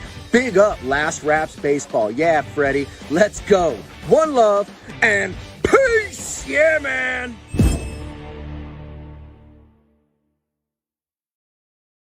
Welcome back, everybody. Your final score was 4-3 for the Samurai Japan over Australia in this one here tonight. We'll give you the wrap-up and the rundown here. Well, the Australians open up the scoring in the sixth inning with one out. It was Aaron Whitefield hit a double. He then, with Alex Hall at the plate, stole third. The catcher, Kenya Wakatsuki, came up and fired the ball into left field. He came home on the error by the catcher, and that gave Australia an early 1-0 lead. The Samurai Japan responded with two in the bottom of the seventh inning. After Shohei Ohtani led off the inning with a walk, there was a flyout off the bat of Seiya Suzuki. Kensuke Kondo bounced into a fielder's choice, and then up stepped Masataka Yoshida, and he deposited a two-run shot for Japan to take the lead 2-1. Samurai Japan added to their lead in the bottom half of the eighth inning. Another leadoff walk, this time to Munetaka Murakami. He was replaced by Yukio Shudo, who came into pinch run. With one out, another walk to Sosuke Genda, and up stepped Teruaki Sato, who smacked a double down the left field line. That brought home Shudo with the third run of the game. After Ohtani was intentionally walked, Seiya Suzuki was walked with the bases loaded, and that brought home the fourth run of the ball game, the second of the inning, and that gave Japan a 4-1 lead. Well, you would think that would be where it would end, but not so, as the Australians, never die attitude, as they were able to come to bat in the ninth inning against the Giants' Taisi. With one out, Alex Hall stepped up and smashed the home run into the seats, a solo shot to cut the lead to 4-2. After Jared Dale struck out, Rickson Wingrove stepped up and he smacked the home run into the left field seats. And that made the scoreline 4-3. But Robbie Perkins, unfortunately for Australia, stepped up and hit a ground ball to the third baseman, Okamoto. And that is how this ball game ended here tonight. Your final score is Samurai Japan 4 and Australia 3. All right, everybody, we will be back on the airwaves again tomorrow. It'll be at 3 a.m. Pacific, 6 a.m. Eastern if you are in North America. And certainly it'll be a 7 o'clock first pitch in Australia. Hopefully you guys can pop in. Japan has clinched the first seed. Australia can advance tomorrow with a victory versus Korea. But again, I'm not sure how that's all going to work out. If the Koreans win, then it throws it into a three-way tie with them, Chinese Taipei, and obviously Australia, and then they have to go to the tiebreakers, and it'll be run difference. And we don't know how that's going to work out. We'll try to figure some of that out throughout the ball game tomorrow in the event that has to go that route. Okay, everybody, have a great night. We will see you again tomorrow. 4-3, your final score. Japan over Australia. We'll get you on the flip side. Have a great night, and we'll see you soon.